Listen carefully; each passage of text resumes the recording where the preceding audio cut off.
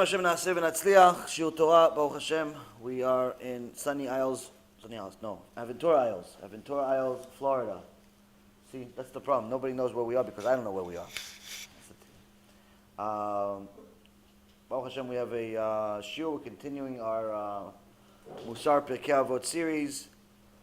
We have, I believe this is the 8th shiur in the same Mishnah. And there's most likely going to be at least a handful more shiurim because each one of these words means a lot. We also have Parashat Bo. Parashat Bo has three of the makot, three last makot out of the three last plagues in the out of the 10, which is actually hinted by the name of the parashah, Parashat Bo, which is Bet Aleph is numerical value 3. Bet is 2 and Aleph is 1. So that's 2 plus 1 equals 3. That's the last 3 of the plagues are in Parashat Bo. But there's also a lot of interesting midrashim, a lot of interesting insights that we learn from each one of the plagues, each one of the things that happens, the communication between Hashem Yitbarach and Moshe Rabbeinu, also the constant testing that Hashem gives the nation and the constant failure, unfortunately, of the nation. All the way to this day. Today's shiur will also be for a simcha, for celebrating Joshua's birthday, Baruch Hashem. Also Vadia's birthday. Both of them are having their Hebrew birthday today, Baruch Hashem, which is really the only birthday we should celebrate as Jews. Also for a refuah shlema for Michael, Joel ben Sarah Leah, for Levana bat Sarah, for Elisheva Chaya bat Sarah, Dvorah bat Mercedes, Lena Graham bat Rosa Trupin, Dvorah Fegi bat Razel, Eliora Avramson Karapondo, Viola bat Jora, Elad ben Doris, David ben Nesria, Doris bat Jora,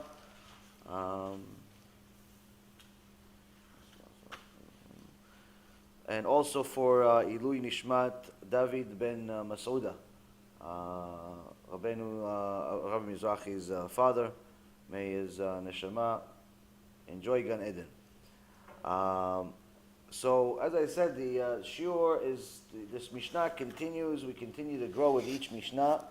I know that each one of them is more surprising than the next because you see the significance of each one of the words that the sages have used. Yeshua ben Levi, he not only picked specific things, these 48 kinyanim, these 48 prerogatives that you have to have in order to have the Keter Torah, the crown of Torah, but even put them in specific places. He didn't just throw the 48 randomly and any place that he wanted. And even though there are different girsaot, different versions of this Mishnah and in general the whole order of Pirkei Avot, for the most part the order is the same. It's just certain things that are found in this one that you may not find in others. As far as the other thing that is coming up tomorrow, for us tomorrow is the Ilula of the Baba Sali. The Ilula of Baba Sali, one of the Kedoshim from the previous generation. He left this world about 40 years ago. 1984 is when the Baba Sali left. Well, Bezrat Hashem tried to, in his kavod, say a few things in his memory and also a few stories about his life. Most people think that he simply made, miracles. But in reality, what most people don't realize is that Baba Sali was one of the biggest Talmidei Chachamim in the world. Not just in his generation, but in other generations as well. He was a big Mekubal, but also a huge Talmid Chacham. And already became a Dayan, the head Dayan, when he was a young man. In his, I believe he was 20 years old, 21 years old. He was the Av Beddin in Morocco. But he also comes from a family, the Abu Chatzira family, were really one after another were Kedoshim. Each one was more holy than the next. The original Abu Chatzira the miracles, the miraculous stories that are said in his name are things that are beyond even the movies. Where one time he had to go to a different city, and in those days people were unfortunately very, very poor. And he came to the boat. He said, I need to go to such and such place. He said, okay, you have a ticket? He goes, no, I don't have a ticket. I'll give you a chidush, nice chidush in the Torah. He goes, no, I'm sorry, chidushim in the Torah don't help. We need money, cash. Okay, I had my ishtadlut. He said, I have my ishtadlut. I made my effort. I came here. I offered my Torah. You don't want my Torah? Fine, I'll get there anyway. How are you going to get there anyway? He said, I'll follow you. How are you going to follow me? No. Everybody entered the boat. The Rabbi Buchatzira, what did he do? He took out his rug. He used to have little rugs. Put out his rug. Lavdi, like the Arabs today have rugs. They pray on rugs in the middle of the street. They got this from the Jews. He had his rug. Put his rug on the water. And flowed on the rug all the way to the next city. Following. And everybody, just hundreds of people on the boat watching him the whole time. It was just couldn't believe that he's not drowning. The rug is going in the same speed as the boat. So from that moment, his name became very big, very famous, and the whole family after that got to it. But you don't just you're not born this way. And that's some of the things we're going to talk about. You're not just born kadosh. You're born a human being. Kadosh, becoming holy, is something that you choose to become. It's something that's part of your choice. But in order to do it, we have to follow what this Mishnah says. So the Mishnah in Avot says, גדולת תורה יותר מן הכהונה ומן המלכות, שהמלכות נקנה ב-30 מעלות, והכהונה נקנה ב-24, והתורה נקנית ב-48 דברים, ואלו הן. The Torah is greater than priesthood and royalty, as we said many times. For royalty is acquired through 30 prerogatives. There's 30 different items that are connected to a king that he has to either do or be given. And there are 24 gifts for the priesthood. But the Torah is acquired by 48 qualities. So unlike the priesthood and the kinghood, the royalty that are given to somebody, and the things that they have are given to them as well. Not only is the position itself of being a king given to them by their father, the father was the king, so the son is the king, the grandson is the king, and so on and so forth. Same thing with the Kohen. A son is a Kohen only because his father is a Kohen. If his father is not a Kohen, he could be the most righteous person in the world. He still can't be a Kohen. And just like we said a few weeks ago, when the Chafetz Chaim saw one of his students, Talmid Chacham, he says, you know I'm a Kohen, right? He goes, of course, Kvod Harav, and we know the Chafetz Chaim is a Kohen. Of course. He goes, you know why I'm a Kohen and you're not a Kohen? He says, because my father's not a Kohen. He goes, yeah, but you know why your father's not a Kohen? My father's a Kohen, you know? He goes, yeah, of course I know. Kvod Harav, I know your father's a Kohen. But you know, your father's not a Kohen. So the guy's starting to get a little bit of embarrassed. He goes, what, Chafetz Chaim all of a sudden became arrogant? He says, you know your father's not a Kohen. He goes, yeah, I know my father. You know why your father's not a Kohen? He goes, yeah, because my grandfather's not a Kohen. He goes, yeah, but go all the way to the root. Go all the way to the beginning. Do you know who was the first Kohen? He goes, yeah, Kvod Harav, it's Aaron HaKohen. He goes, you know I'm related to Aaron HaKohen. He said, and you're not. You're not related to Aaron HaKohen. My grandfather's Aaron HaKohen. Your grandfather's not Aaron HaKohen. He says, he's embarrassed now. He says, hey, okay, I understand, Kvod Harav. We learn parshah, we learn, Baruch Hashem. I know I'm not related to Aaron HaKohen. He goes, but do you know why? I'll tell you why. When Moshe Rabbeinu came down from Mount Sinai after 40 days and 40 nights, and Hashem told him, your nation, your people, they sinned. The Erev Rav sinned. They worshipped an idol. Moshe Rabbeinu couldn't tolerate it. The 10 Commandments, he let them go. They broke. And after that, he immediately took matters into his own hands, and he says, Mi le Hashem elai. Whoever's for Hashem, come with me. What, come with me for what? Kill the sinners. And Chafetz Chaim says, you know what happened after that? My father came to Moshe Rabbeinu.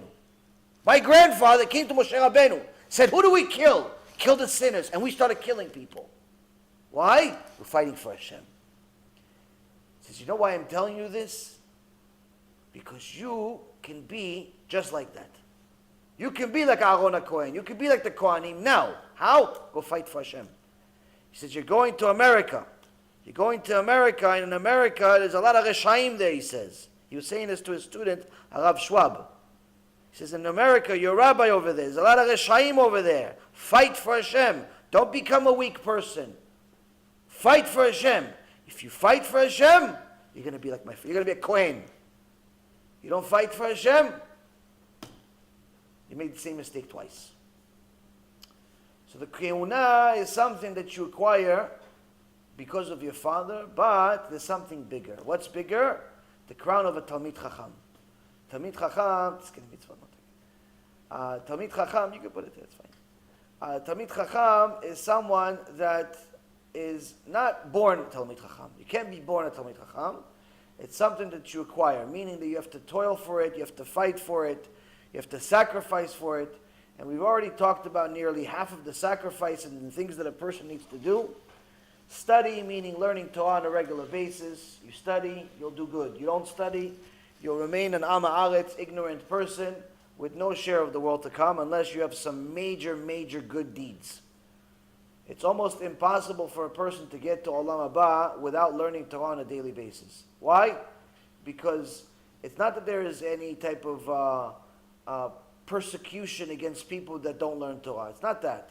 It's that without learning Torah, you're simply not going to know how to be a Jew.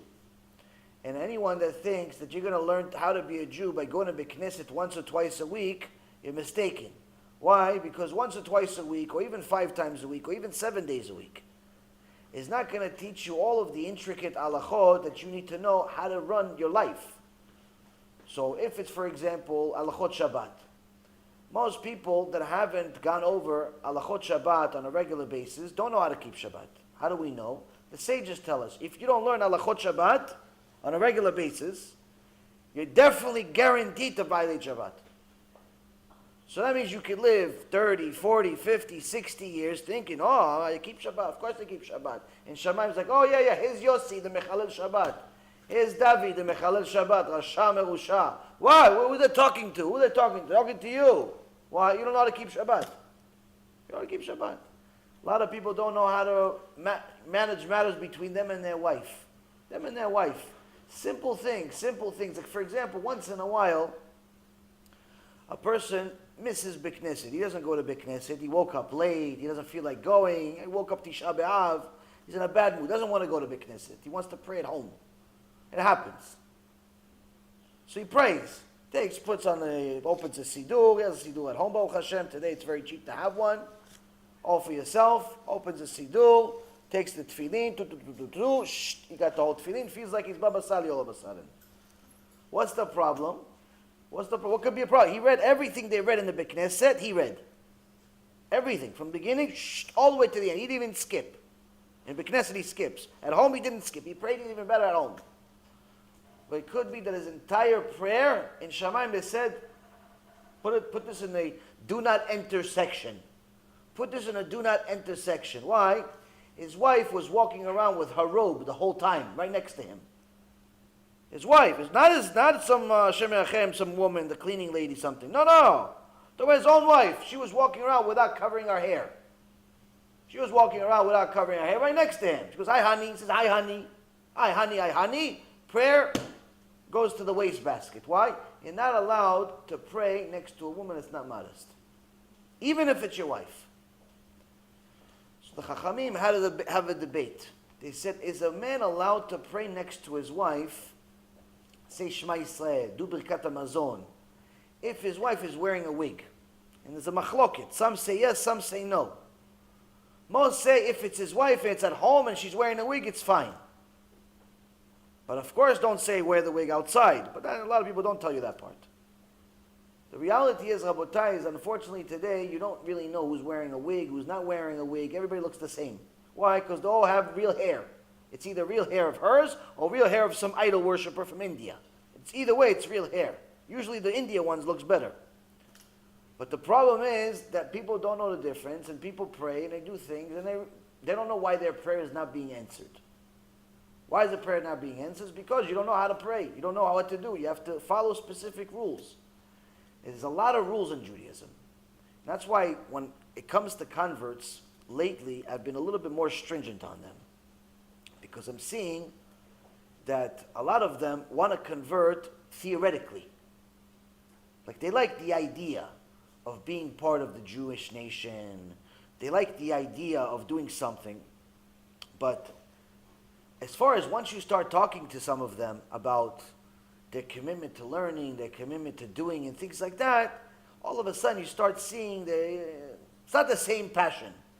It's not the same excitement. Why do you want to be Jewish? Oh, it's the truth. Thank you very much, it's the truth. I'm not looking for that answer. I'm looking for why you want it. The truth doesn't mean you have to live it. You could be a liar. Or better yet, you could still the truth, but just as a goy. Why do you want to be a Jew? You know how hard it is to be a Jew? You know you can lose your olam haba like that as a Jew. I mean, you could lose your olam haba like that also as a goy. But still, nonetheless, why? Why do you want to take this so-called headache? According to most people's definition. Why?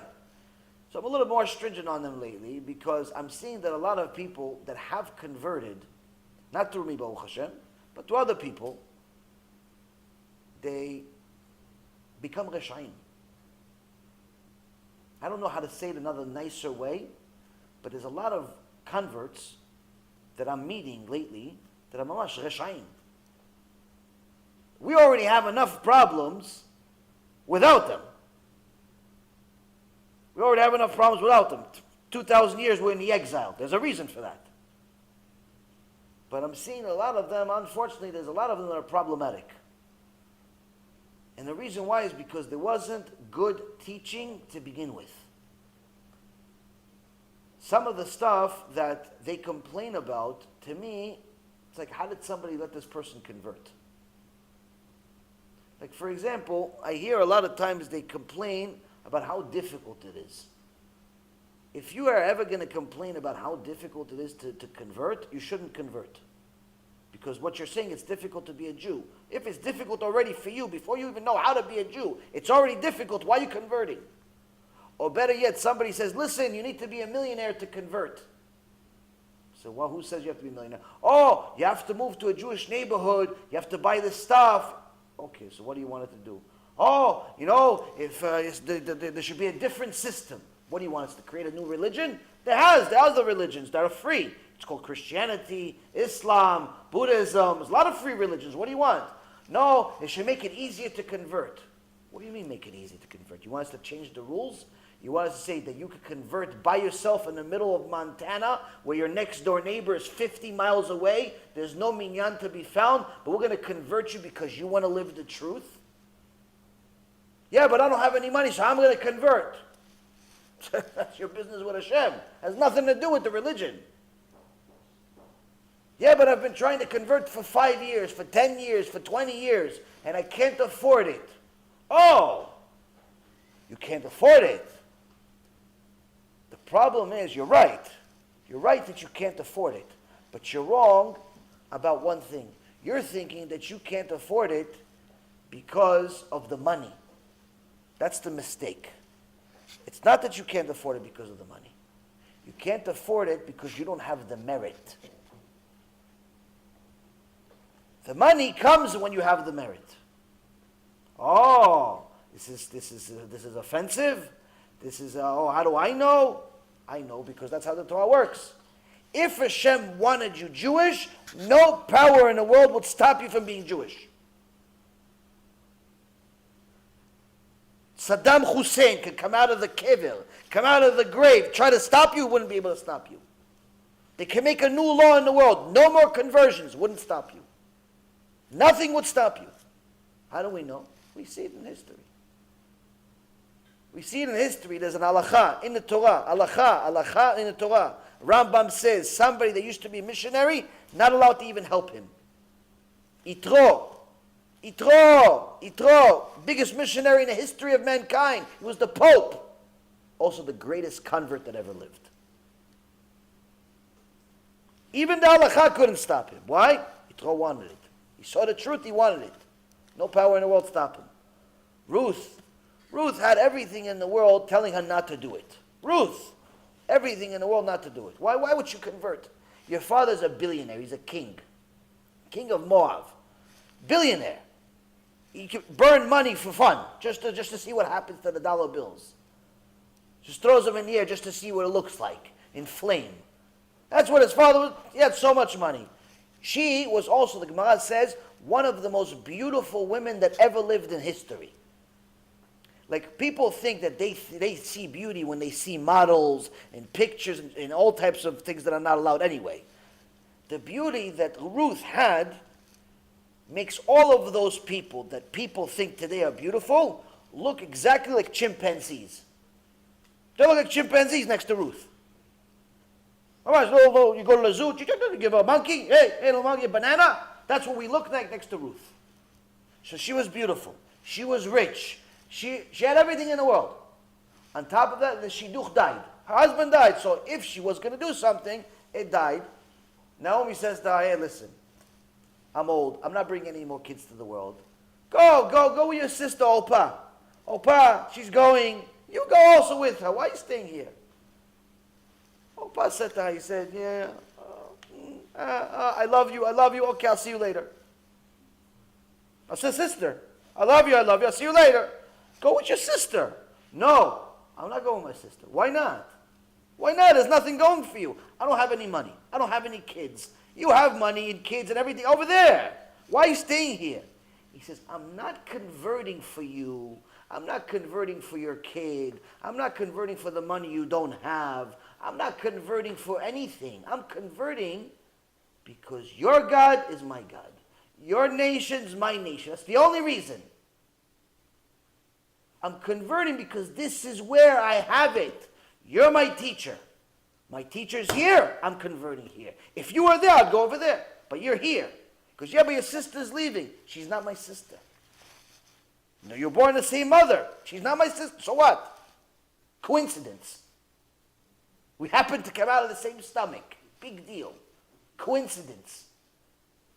There's no such thing as coincidence. But in reality, you say it's coincidence. What's the big deal? We came out of the same stomach. So what? She's not my sister. You're my sister. You're my teacher. You're my nation. You're here. Yeah, but I don't have any money. I'm not converting for money. I don't have any kids. I'm not converting for any kids. I'm converting for Hashem.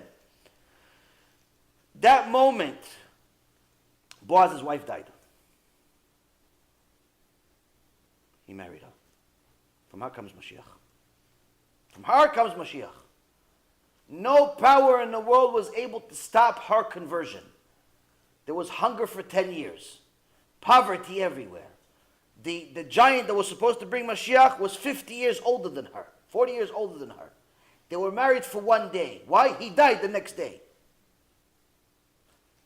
Married, consummated the marriage by being together, finished, died the next day. Not even a honeymoon, not even enough time to go get to know each other, nothing.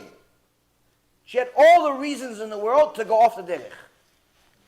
But what'd she do?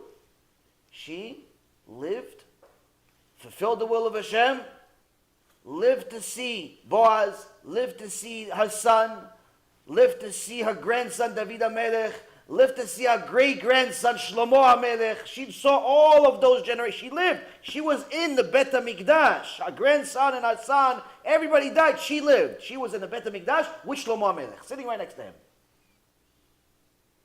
Until this day, almost 4,000 years later, 3,000 years later, she is celebrating with Sarah Imenu, David HaMelech, in Olam Haba. Why? She made a decision. She made a commitment. It wasn't easy. What about her sister? What about her sister? You started Masechet Avodah Zarah. You're going to see in Masechet Avodah Zarah. What happened to her sister? What happened to her sister? She came from a good house. She had a lot of money. Everything was good, right? Her sister left. She left the teacher. She left Naomi. She said, no, thank you, but no thank you. I'm gone. Normal decision. I would make the same decision too if I was her. If I'm Orpah, what? Why am I going to stay with you? You're poor. You don't have any kids. I need to get married. I'm trying to get my life together. No? She got married. To her? Who'd she get married to? 100 people. You see, Gemara Masechet Avodah Zarah says she got married to 100 people. We don't even know who the father is of the son. Who's the son? Goliath. 100 people, but not one after another divorce like today, every day like a celebrity. Until you got divorced 5 times, you're not a celebrity. No, 100 people at the same time. Who's her son? Goliath. So, Ruth, David HaMelech. Orpah, Goliath. What's the decision? A very difficult one. Very difficult one. So for all of those people that complain about how it's difficult to convert, and it's expensive to convert, and it's this to convert, and da-da-da-da-da, you should know, it's merit. It all has to do with merit. It has nothing else. Same thing that I say to myself, and my rabbi, unfortunately, tries not to remind me, but I remind myself. He tries to be nicer to me than I am to myself. I always say to myself, this is kaparat avonot. With all due respect, I love that people come to the shiurim, but in the business world, if I had a talk, 500 people would show up without even advertising. 500 people would talk just without advertising. When I go travel, I go to Canada, I go to New York, I go to different places. A small shiur is usually 100 people. Sometimes, Baruch Hashem, we had a shiur in New York, 600 people. But sometimes I don't have any merits and only a minyan of people come, or sometimes 2 people come. One time nobody came. Bemet, one time no one came to the shiur. It was just me and the camera. So we started the shiur. Why? You have a shiur, you have to do the shiur. So we started the shiur. Me and the camera started the shiur. My wife is listening from upstairs, and I'm going at the camera. Me and the camera. And it was a good shiur too. You wouldn't tell. An hour and a half later, somebody shows up. It used to be in my house. An hour and a half later, somebody shows up to shiur. And he sees me going, dead, story, dead. And he's looking, where's everybody? Where's everybody? Are they on the roof? What's going on? Where? Who? And he just sits down. He doesn't know what to do with himself because this guy's talking to himself by a camera. He's excited. After the shiur, he goes, who are you talking to? There was nobody here the whole time. Who are you talking to? I said, Hashem is right there. You didn't see? If we have a shiur, Hashem is there. As far as having people, now you have to have merit. Hashem comes to the shiur. As far as having people, you have to have merit. You have to have merit. As far as if you want to succeed in anything in life, you have to have merit. It has nothing to do with money. It has nothing to do with your speech. It has nothing to do with anything. It has to do with merit. If you have merit, you will ultimately succeed. If you don't have merit, there's a reason for it. If you've been trying to convert for 5 years, 10 years, 15 years, 5,000 years, you were at Mount Sinai but they didn't let you in, whatever the case is, you shouldn't be worried about money. You shouldn't be complaining about the system. You should be looking in the mirror and saying, what am I doing wrong? Why won't Hashem let me in? I want in. What am I doing wrong? Some people, they get in like mamash, you wouldn't believe they were ever a goy. 2 seconds. I read a story one time. I don't know the person. The guy used to be a Christian minister. Like mamash, he had a church and everything. One day he discovers the truth. He says him and his wife and his kids, they literally converted in like 4 months. Moved to Israel, everything. He says it was the easiest process in the world. Baruch Hashem is Talmid Chacham now, learning, teaching, everything. But to convert a Christian minister should be the most difficult thing in the world. First, you have to undo all the garbage. You have to remove all the filth that's inside him. That alone takes a while. Then you have to make sure it doesn't come back because, sometimes you remove the garbage, but the smell stays there. You remove the garbage, but it's still smelly. Comes back. He still wants the Xmas and the Thanksgiving and 4th of July and there's still all that garbage. So the smell's still there, so you have to see. It takes a while. He says, conversion process, yishtabach shimo lahad, easiest thing in the world. Convert in a few months, move to Israel. Unbelievable. Conversion done in Israel. The Rabbanut in Israel doesn't look at you until you're tortured for a year. Don't even look at you. Unbelievable. Why? He had merit. He had merit.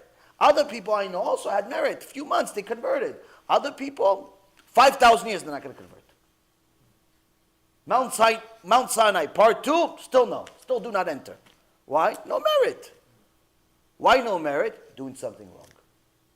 Doing something wrong. You're doing something wrong. And I'm seeing a lot of this. I'm seeing a lot of this where there's people that are living this so-called Jewish life without actually being a Jew. Because they decided that they're Jewish.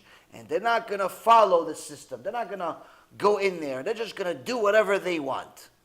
And they go to different people. Some of them call themselves rabbis. Some of them are not even Jewish themselves.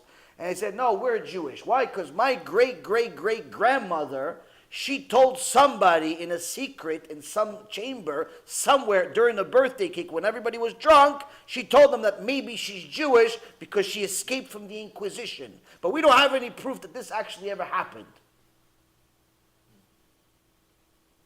All of the people that believe they're anusim and they are related to somebody that was a Jew and so on, you shouldn't run away from conversion. In fact, you should be excited to convert. Why? This is what you have to do anyway. Conversion is not something different than being a Jew. Conversion is what you have to do as a Jew anyway. A Baal Tshuva and a convert are the same exact thing. They're both becoming Jewish. The Baal Tshuva was a Melech Bechalel Shabbat yesterday, now he's keep Shabbat. Kodesh Kodashim. You have to kiss his feet if you can. Baal Tshuva, Ishtabach Shemo. The Gemara says, place a Baal Tshuva stance, even someone that's from birth can never get to. The Mesilat Yesharim says, you want to go learn Torah? Go learn from a Baal Tshuva. Don't learn from birth. Why? The Baal Tshuva is going to teach you stuff the from birth can't teach you. He can't teach you. Why? He doesn't know. Not the Torah. The Yetzirah. The Frum, he doesn't know the Yetzirah. He never had the Yetzirah of going to clubs and this, and he doesn't know. He never, Baruch Hashem, never been. Stay that way. The Baal Tshuva knows and fought against it and won. Same thing with the convert. But a person that converts, a person that does tshuva, but then he wants to live like a halfway secular life, he still wants to hang out with his goyim friends, he still wants to go to the goyim parties, he still wants to be a half a goy, but he has a kippah on. What fire they're preparing for him in Shamayim. Why? Because why'd you do it to yourself? Why'd you do it to yourself? Now, how do we stay away from this trouble? First and foremost, don't make excuses for yourself. Don't make excuses to yourself that it's all because of the system, it's all because of the rabbis, it's all because of money. It's not. It's because of merit. If we had merit, we'd have better results. If I had merit, 5,000 people would be inside this house. 5,000 people would be inside this house. Apparently I don't have enough merit to have 5,000. I have you, Baruch Hashem. B'ezrat Hashem, I'll have more merit. So I have to face facts myself also. You're the equivalent of 5,000 to me. But why we get the 5,000? Why? Because there's more people, B'ezrat Hashem, on the way. The reality is, Rabotai, everyone has to face facts. We have to face facts. Can't just, no. It's everybody else is at fault, not me. No, the fault starts at home. So these 48 kinyanim, these 48 qualities are the reality check for every one of us. First and foremost, do you study enough? Second, attentive listening. Are you listening when Hashem is talking? Are you listening when Hashem is talking? Are you listening? Do you pay attention? Articulate speech. Are you delivering what you heard to your kids, to your wife, to your husband, to your neighbors, to your friends? Intuitive understanding. Did you understand what I just said, or you just went from one ear and at the other, maybe didn't reach the other, just left from the beginning? Discernment. Did you take things and start applying them and say, how could I apply this to my life? You know what? It makes sense. You know what? That makes sense. What do I do with this now? Okay, it makes sense. Now what? Oh, reverence. Do you have yirat shamayim? Are you doing things because you're scared of Hashem, or you think He's one of your boys? If you think Hashem is one of your boys, it's not Hashem, it's somebody else. Anyone that knows Hashem knows it's immediately. Immediately you have to be scared. That's what Am Yisrael realizes in a couple of parashot, Parashat Beshalach. Parashat Beshalach, what does it say? As soon as we crossed the ocean, all the Egyptians drowned. Baruch Hashem, everybody died except Paro. But it says that Am Yisrael, they saw the hand of God, and they feared Him, and they believed in Him, and Moses is servant. What do we mean? Now you finally saw the hand of God. What, you didn't see during the 10 plagues? the 10 plagues we could explain in a rational way through nature. Some algae went into the water, turned it red. So much filth, the frogs came. They like filth. They like swamp. After that, all the filth, all the stuff, other things follow. So the kinim came also. The lice came also. And the weather is crazy this time of year. So there's hail coming out. So what? There's hail and lava inside it. It's nature. It's changing. It's global warming. All types of explanations you can have. But this ocean, you can't explain it. Why? You can't explain how millions of Jews passed. Not a single one died. Millions of, even more, Egyptians died in the same place. But not only they died, not only they all died except one, not only, but all of the gold that they actually had on them, the ocean spit all of it on the shore for the Jews to take. All of them were wearing armor, golden armor. Each one of them, $60,000, $70,000 in armor. Expensive, you should look for one. Buy a couple of them, you can buy a house. All of them were wearing $60,000, $70,000 in armor. The wheels of the wheels are gold. Everything is gold. Gold, silver. So, it's heavy. Heavy goes to the bottom of the ocean. No. Ocean says, Hashem made a promise to Avraham Avinu. That your people, your descendants, are going to leave Egypt with a big wealth. Yeah, but they got some from the plague of blood. Not enough. They got some more when they found one of the treasures of Yosef HaTzadik. Not enough. We need more. More from the Egyptians themselves. The ocean spit out, and that's when Am Yisrael sees the hand of Hashem. Says, this cannot be nature. This can't be nature. Not only they all die, we all live, but on top of it, we get the money too. But then they started discerning and thinking, wait a minute, so there is a God. Ooh, wow, we are all in trouble. There's a God. So we have to know what he said. If there's a God, we have to know what he said. He runs the world with order. He's not a fool like us that one day we do this, another day we do something else. There's a system. There's a system. They all got scared. It says they all got scared, and then they believed in Hashem. Why? The first step of identifying, connecting to Hashem has to be fear. There is no other way. There's no other place in the Torah that says otherwise. Avraham Avinu, ata yadati ki yireh Elokim ata. Now I know you fear me. Avraham Avinu, now I know you fear me. Where? Akedat Yitzchak. Yaakov Avinu woke up scared. Why do you wake up? Hashem just talked to you in a dream. Why are you scared? I didn't know that Hashem is here. I didn't know the Shekhinah is here where I'm sleeping. I thought the Shekhinah is maybe somewhere else. I didn't know it's here. I would never sleep. Yeah, but you haven't slept in 14 years. That's what you think about? Yes.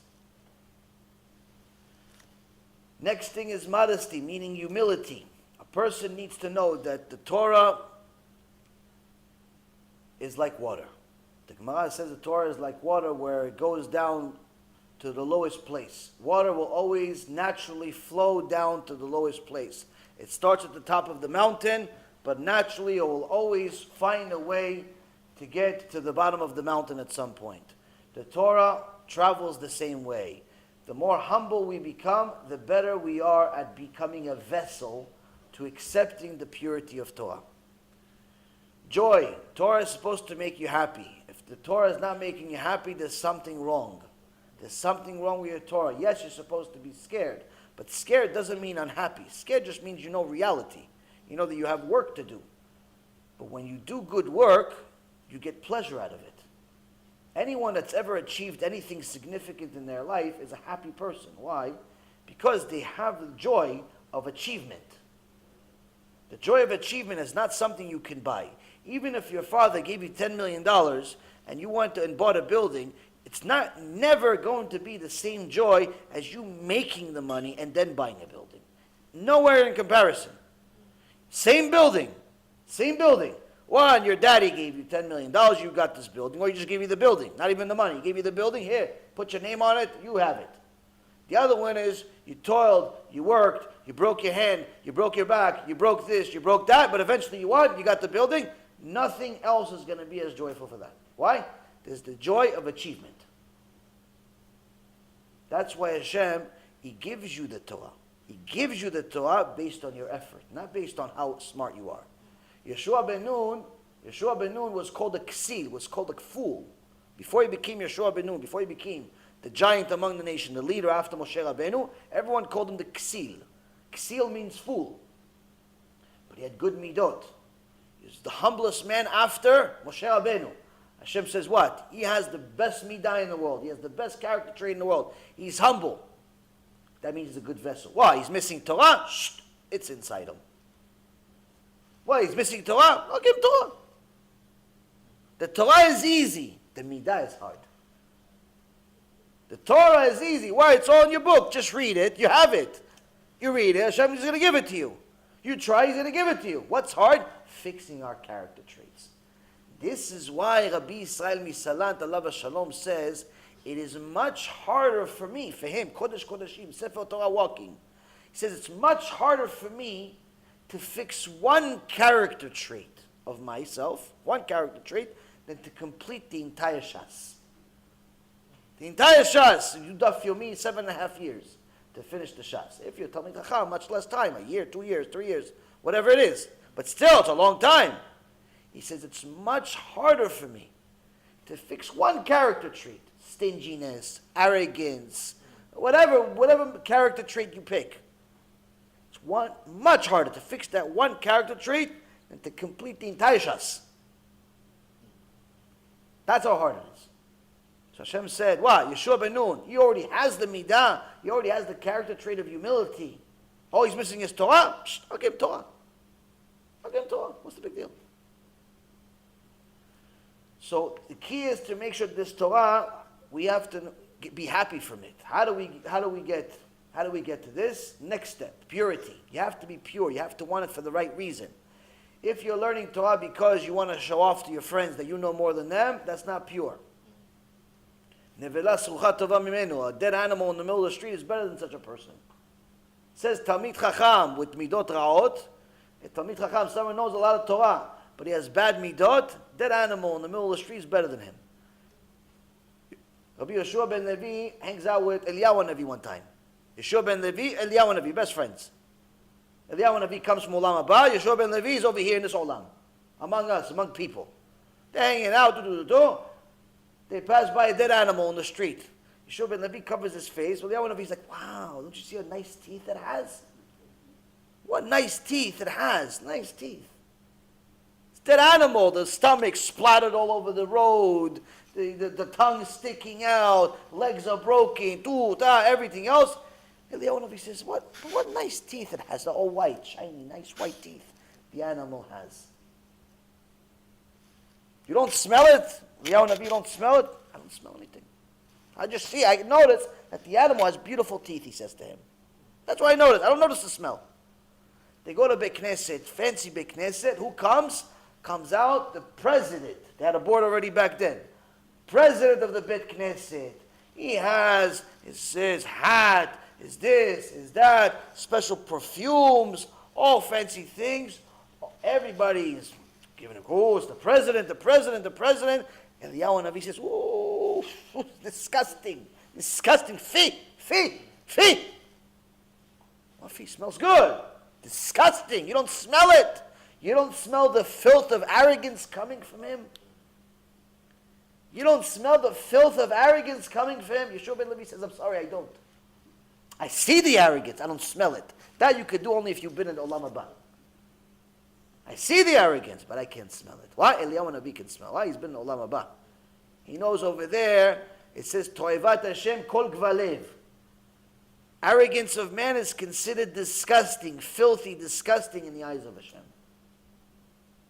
So we have to make sure that we're pure. We're not learning, teaching, doing just because we want to show off. Next it says ministering to the sages. You have to find your rabbi. You have to find tzaddikim. You have to make sure you stick to them. Not because you think they're tzaddikim. Because you know they're tzaddikim. You have to stick to them. Do whatever you can to help them. Closeness with colleagues. Don't study by yourself. You have to study by yourself sometimes, but you have to study with somebody also. Why? You have to constantly go back and forth, get to the next point, sharp discussion with students. Go back and forth, back and forth. Sometimes there's going to be a debate. You think it's Bet Shammai, he thinks it's Bet Hillel. Don't lose yourself. It's not about winning. It's never, the debates are not about winning. It's about what's emet. If the debate is about winning, stop debating. Stop debating. If you're debating because you want to win, stop debating. Lo b'shamayim, it's not Torah. It's competition, it's business, it's arrogance, it's no good. Torah is about emet. You're debating for the emet. Not to be right, for the emet. This is the problem a lot of people have today. As soon as you tell them something that's contrary to what they say, contrary to what they think, contrary to what they do, they take it personally. They start cursing you and your mother and everybody else that came along with you and anyone that's related to you, and they take offense to it, and they're offended. Why are you offended? You have facts that contradict it, that say the opposite? No, I don't. No, forget. Okay, let's calm down. Hold yourself. Breathe. Want cake? I'll give you a cake. Joshua make cake. I'll give you a cake. What do you want? Relax. Do you have facts that prove otherwise? Do you have facts? Or you have an opinion and a lot of emotions? If you have an opinion and a lot of emotions, that's not Torah. I'm sorry. It's not Torah. It's opinion and a lot of emotions. Christianity has opinions and a lot of emotions. You see where they got them. J.C. Penney, Jesus there, he had a lot of emotions. What kind of emotions he had against rabbis? He said, no, we know, באמת. Gemara Masechet Gitin. Gemara Masechet Gitin, on kilos ager. On kilos ager used necromancy, used magic before he converted, you're not allowed to do it as a Jew, to bring Jesus back to life. Bring him, Jesus, why? What happened to you? What happened to you? So, I went against the rabbis. So what are they doing to you over there? I went against the rabbis. I didn't like their opinion. Okay, but what are they doing to you over there? They're burning me. Burning me forever and ever and ever and ever in tzo'ar tachat. In feces. Boiling feces. Why? Because my words are like feces. My opinion is like feces. Because I didn't have facts. I had an opinion. I had emotions. I didn't like the rabbis. I didn't like the way the rabbi looked. I didn't like the way the rabbi smelled. I didn't like the way the rabbi was Sephardic. I didn't like the rabbi was Baal Tshuva. I didn't like this. I didn't like that. Okay, but do you have any facts? You don't have any facts? You don't have any proofs? All you have is an opinion? All you have is an emotions? Okay, that belongs exactly where the tzoah is. Exactly where the feces is. And that's what they're boiling him with, till this day, Baruch Hashem. Now, Rabotai, we have to know that debates are necessary in Judaism. Every page in the Gemara has debates, but it's always for the emet.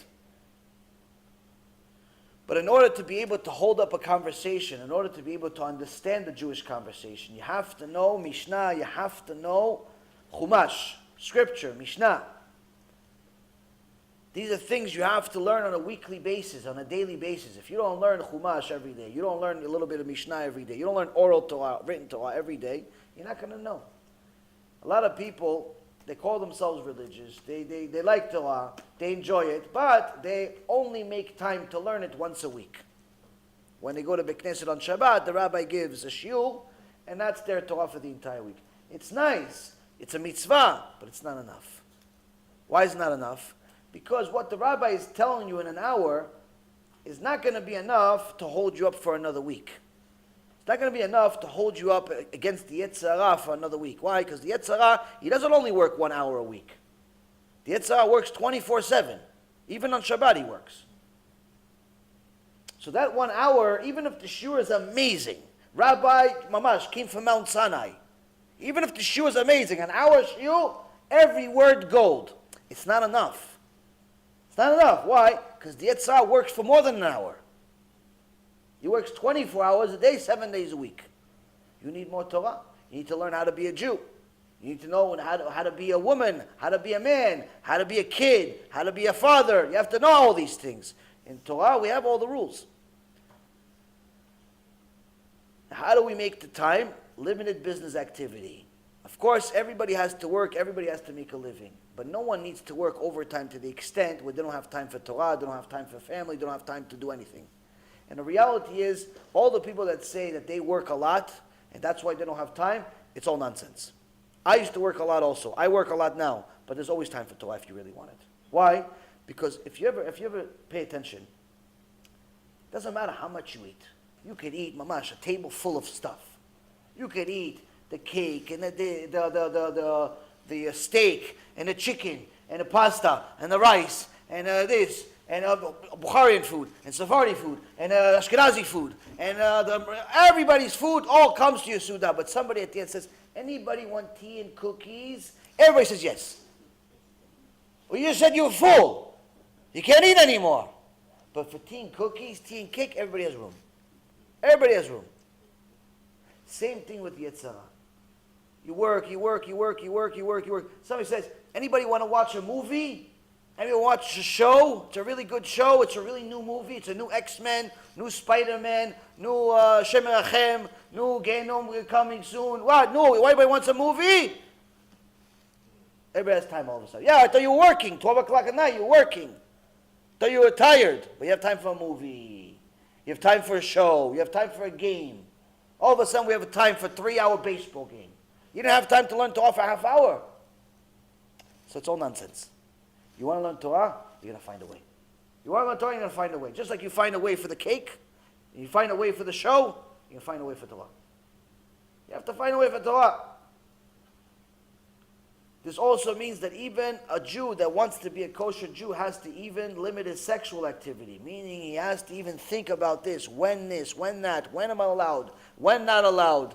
Even the intimacy between him and his wife, even that has to be part of the calculation. Limited pleasure. Don't just focus on materialism in this world. People that focus on a lot of materialism simply make a very, very big wall, a very big gap between them and Hashem. We're not saying you're not allowed to be rich. We're not saying that you're not allowed to have nice things. But if that's your life, then there's no Torah in your life. Having nice things is not, Hashem gave it to you anyway. But if your whole life is based on the warmth of your steak has to be a specific temperature, and the house always has to look a certain way, pristine, white. You have the cleaning people, clean the ceilings every week, 3 times a week, because it has to be white. You have to see a reflection off the paint. And you're that type of materialism, it's a very sick person. That person cannot be a vessel of Torah. Limited pleasure, limited sleep, limited conversation. All the things that we take for granted and we enjoy, they have to be under control. It doesn't say you're not allowed to sleep. Allowed to sleep, you have to sleep, but limited. Don't sleep 12 hours a day. Limited conversation, you're allowed to talk, no problem, but talk about something that's meaningful. Talk about something that's meaningful. Limited laughter, you're allowed to laugh, but laugh at the right time, at the right place. If your whole life is one big joke, then when are you going to have time to actually be serious? Some people like to make jokes. Sometimes you go to shiur Torah, half the shiur is jokes. Not a single person does tshuva. Why? It's all one big joke. Slowness to anger. This was the last one we learned last night. Slowness to anger. Of course, we know that anger is something that's very easy to fail at. It's very easy to get angry because, first of all, people are annoying. Naturally. Their natural inclination of most people is to be annoying. So people are going to annoy you, and they're going to do things that are dafka, the opposite of what you want them to do, and that's going to make you angry. The problem is that if that anger leaves your heart and you express this anger, you have a very serious problem. Why? You've just turned yourself from a kosher vessel to receive Torah, to tameh, to something impure. But how impure? The Torah says that there are certain things that if tum'ah touches them, you have to take them to a mikveh. So if a piece of metal, tum'ah touches a piece of metal, you have to dip it, you have to make it kosher. If it's on the inside, if it's on the outside of the piece of metal, you have to take it to a mikveh and make it kosher. But when it comes to clay or earthenware, if something tameh hits the outside, nothing happens. Even if it's tameh, dead body, hits it on the outside, nothing happens. It's okay. You can still drink the water from it. But if tumah enters the clay, the earthenware, tumah enters it, just a little bit, not even touches it. Just a little piece of tumah floats like in the middle of the air. Not only is it now tameh, you cannot kosher it until you break it. You have to break it. It cannot be kosher otherwise. You have to break it. You have to destroy it. In essence, it has to become a new kli. When a person expresses his anger, anger happens, and until we work and perfect ourselves where we never get angry, we're going to be angry along the way. Expressing the anger is something else. That's the problem. Why? Once a person starts expressing their anger, yelling, screaming, breaking stuff, and things of that nature, then the only way to cleaning up is break. Meaning, Hashem has to give you some isur, some type of serious problem. Because you've just turned yourself into a kli tameh. You become tameh. You can't just say, oh, no, he didn't mean it. What didn't mean it? He just cursed 7 curses against his own wife. But Hashem. He told his wife 7 words you're not allowed to say at all, even in your mind. He said it to his wife, which is Hashem's daughter. He just called Hashem's daughter 7 different names, Hashem Yachem. And he said, no, I didn't mean it. Why didn't mean it? You just called Hashem's daughter all these names? You just called Hashem's son or the wife, Hashem Yachem. Sometimes these wives, people tell me, oh yeah, this guy, miskin. What miskin? What happened to him? Well, he lost an arm, lost a leg, lost this, lost that. No, he's married to this woman. Why? She seems like a nice lady until she talks. Oh, wow, once she talks, all the sewer comes out, and you feel like bad, because like, what's going to be left for the sewer? It all comes from my mouth. What filth comes out of some people's mouth? Hashem Yachem. Hashem Yachem, how'd she fool this poor guy to get married? I know how she did. She didn't talk at all. She pretended she was a mute. Until they got married. Misken, the poor guy got married, and then the sewer opened and doesn't know how to be shut. Some of these women, how they curse their husbands. Oh, you're 3 minutes late, you're half hour late, your mother is this. What does my mother have to do with it? Misken, the poor guy just came home slaving all day at work. He's at half hour late because he was looking to buy her a present. But he's a half hour late, and she's cursing him and his mother and his grandmother and everybody all the way to Moshe Rabbeinu. Misken Moshe Rabbeinu saying, what did I do? Rabotai, a person like this is very, very serious problems in Shamayim. Even if she wears a kisui rosh, even if she covers her hair, even if she looks modest. Modesty is not just clothes. Modesty is also how you behave. If filth comes out of your mouth, whether you're a man or a woman, you're tameh. Tameh to such an extent, the Gemara says, if they decided in heaven to give you 70 years of blessings, 70 years of blessings, meaning a whole life worth of blessings, parnasa, kids, husband, wife, everything you wanted, they decided in Shamayim on Rosh Hashanah, granted. One of these filthy words comes out of your mouth, you say something about Hashem's son, you say something about Hashem's daughter, you say one of those things, not only does that huge lifelong prize get taken away, but they can turn it to 70 years of curses. Hashem Yachem. For how much? One time you cursed. Not a whole day, a bad day. They don't say, oh, if he has a bad week, then okay. If he has a bad day. No. It says one time. One time. The more you learn, the more you realize how much is on the line for every move. It's mamash. We're supposed to be so scared to move. Scared to move because it's so easy to lose everything. Now, of course, we're not at the level of Yirat Shamayim like the Rambam or like some of the tzaddikim, but at the very least, we have to control ourselves.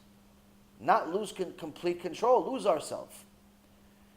When it comes to anger, it's very, very easy to lose yourself, and this is one of the things that even Moshe Rabbeinu, alav shalom, Kodesh Kodeshim, he had all the reasons in the world to be angry.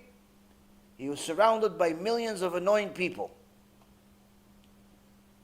that were dafka trying to annoy him to the highest potential, highest magnitude.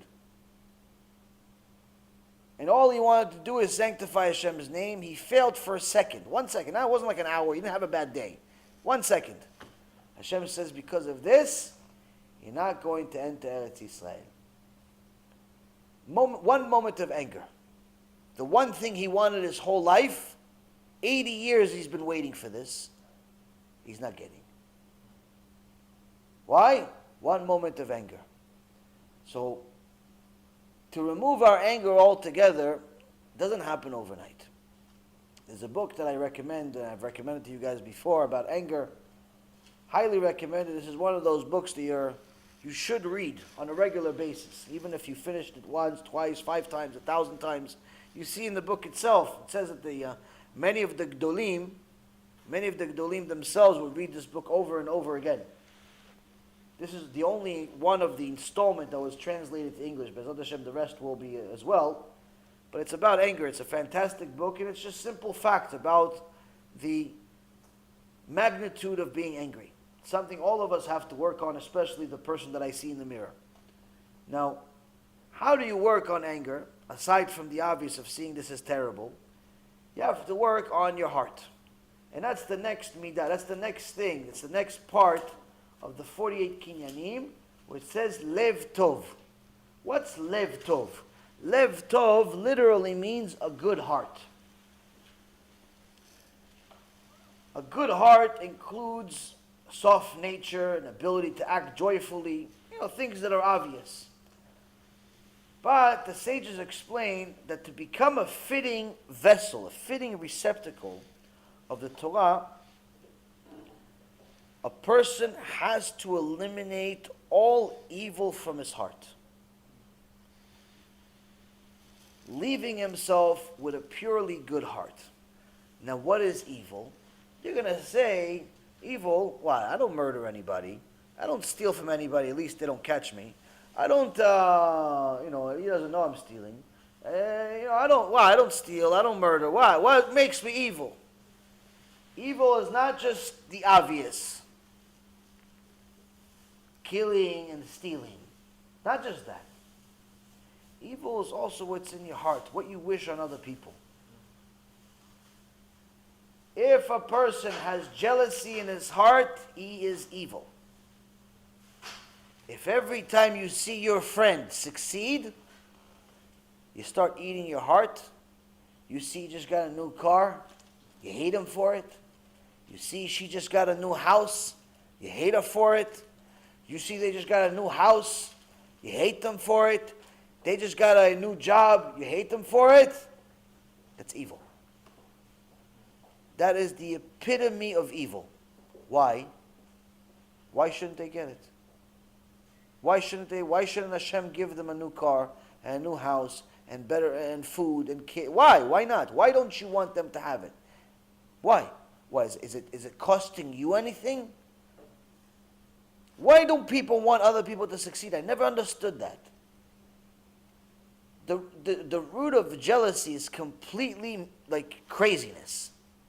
It's the ultimate selfishness of everything. Just to be jealous, that means that you literally believe the whole world revolves around you and no one else is allowed to enjoy anything until you enjoy it and you don't want it anymore. Meaning, not only you don't want to share the toy, you don't want to share the candy bar, you don't want to share anything. No, not only that, but no one else is allowed to have their own toys until you play with it. Who had an attitude like this? The Greeks. The Greeks made a rule. Not allowed to marry until one of the emperors has his way with the woman first, to try her out. Try her out. He wants to try her out. No, but I'm marrying her. She's a virgin, she's Torah, she's never been one. Okay, you want to marry her, you have to try her out first.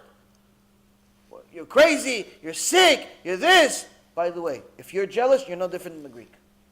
If you're jealous, you're no different than the Greek. Okay, so you're not doing what the Greek did because no one gave you the ability to do it. Not because you don't want to do it. Not because you don't want to do it, because no one gave you the ability to do it. If you're jealous of your friend, of your colleague, and what he has and what she has, it is evil. And that's why the Torah Kedusha says, someone that has jealousy in their heart and dies with jealousy in their heart, when Hashem will eventually resurrect the dead 40 years after Mashiach Tzidkenu arrives, everyone will come back to life that's righteous, but those that have jealousy in their heart will come back, see everybody else, and then go back to being dead again. Why wake them up and then bring them back? Midah keneged midah. Measure for measure. You saw everybody else and you hated them because of what you saw. Now we're going to give you even more reason to hate. You're going to see everybody get a share of the world to come except you. You see it and then go back to the grave. Oh, that's evil. Exactly. That's you for being jealous. Midah keneged midah. Measure for measure runs the world.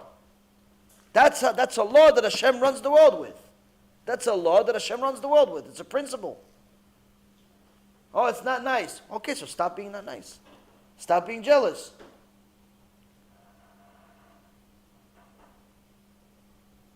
Rav Hirsch says that a person that is free of envy and jealousy is going to be free of hate, both in his mind and in his spirit, which is the ultimate freedom. People always talk about, oh, Am Yisrael used to be slaves, we're still slaves. Oh, the black people used to be slaves, they're still slaves. Oh, this one used to be slave, everybody's still slaves. All of humanity.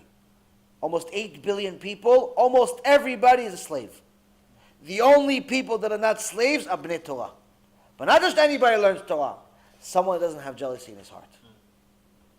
As long as you have jealousy in your heart, you are 100% a slave.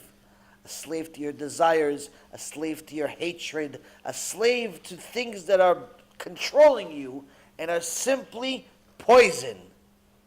Poison controlling your life. Every time you see somebody smiling, what do you do? You get annoyed. Why? Why is everybody so happy? Why everybody so this? Why are you so upset that they're happy? Why are you so upset that they have good stuff? It's poison. You're a slave. You're a slave to this poison. Slave to this poison. It's a spiritual slavery. If you need to get the newest iPhone, every time it comes out, the newest car, every time it comes out, the newest house, the nicest house, the biggest this, the biggest that, you're a slave. Doesn't matter how much money you have in the bank. If your life is materialism, constantly materialism. Why? Because you're constantly competing with everybody else. Oh, he expanded his house, I'm going to get another house. Now I'm going to expand my house, I'm going to get another house. I'm going to get 2 houses, put them together. He expanded his house, I'm going to get 2 houses and put them together. Sometimes you go to certain neighborhoods, you see the competition. For years, everybody was like normal, modest, decent, normal houses. All of a sudden, one neighbor decides to expand, put a balcony. Decides to put a balcony, decides to expand his yard, decided to add a floor, something. Miraculously, everybody else has the same idea. He expanded his garden, everybody else expanded. He put a gate, everybody puts a gate. He's adding a floor, everyone wants to add a floor all of a sudden. All of a sudden, everybody wants, what? You lived in this house for 25, 30 years, everything was good. So what happened now? You have to do all this stuff. Oh no, it's the times. What times? What? You saw your neighbor? But you don't have any kids. It's 2 people with a dog. Why are you adding 8 more rooms to the house? Sometimes you walk around, you see some of these houses. Baruch Hashem, let you have a big house, but have people in it too. You see sometimes people have mamash nothing to do with their money. Absolutely nothing to do with their money. What do? They expend the house. But when do they expend the house? They expend the house when they least need it, when there's nobody home anymore, because the kids are all married off. They're all with their own houses. They're all with this. But there's 2 old people, 87 rooms. And you have to have a little tus-tus to go from room to room. And in reality, they live in the kitchen by themselves the whole time. No one sees the rooms, except the cleaning people. Why do you have such... For what? Why do you have it? Oh, you have it because your neighbor did it. You're a slave to you should call your neighbor my master. Master, master. Why? Because he's your master. You're constantly chasing him. Constantly trying. You're a slave. You're a slave. Jealousy is slavery. How does the Torah fix a person's heart? Rabbi Reuven was one of these people that, mamash, you didn't know what he did in this world. Like what merit the world had to be next to such a person. At some point he had some health issues and he had some chest pains. Not serious chest pains, so he said, okay, I'm going to go outside. Take a walk a little bit, get some fresh air. So Hashem, the chest pains will go away. Hashem Hashem, could be a heart attack, could be something serious. So he went outside, took a walk, he comes home, smile from ear to ear. Now, what happiness he had, Ishtabach Shimo, like he just came from Mount Sinai.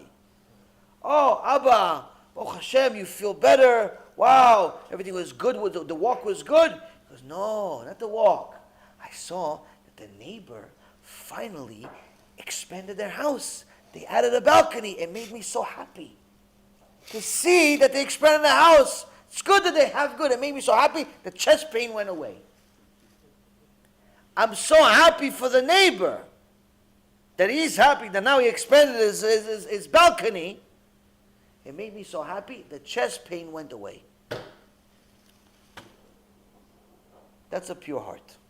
That's a good heart.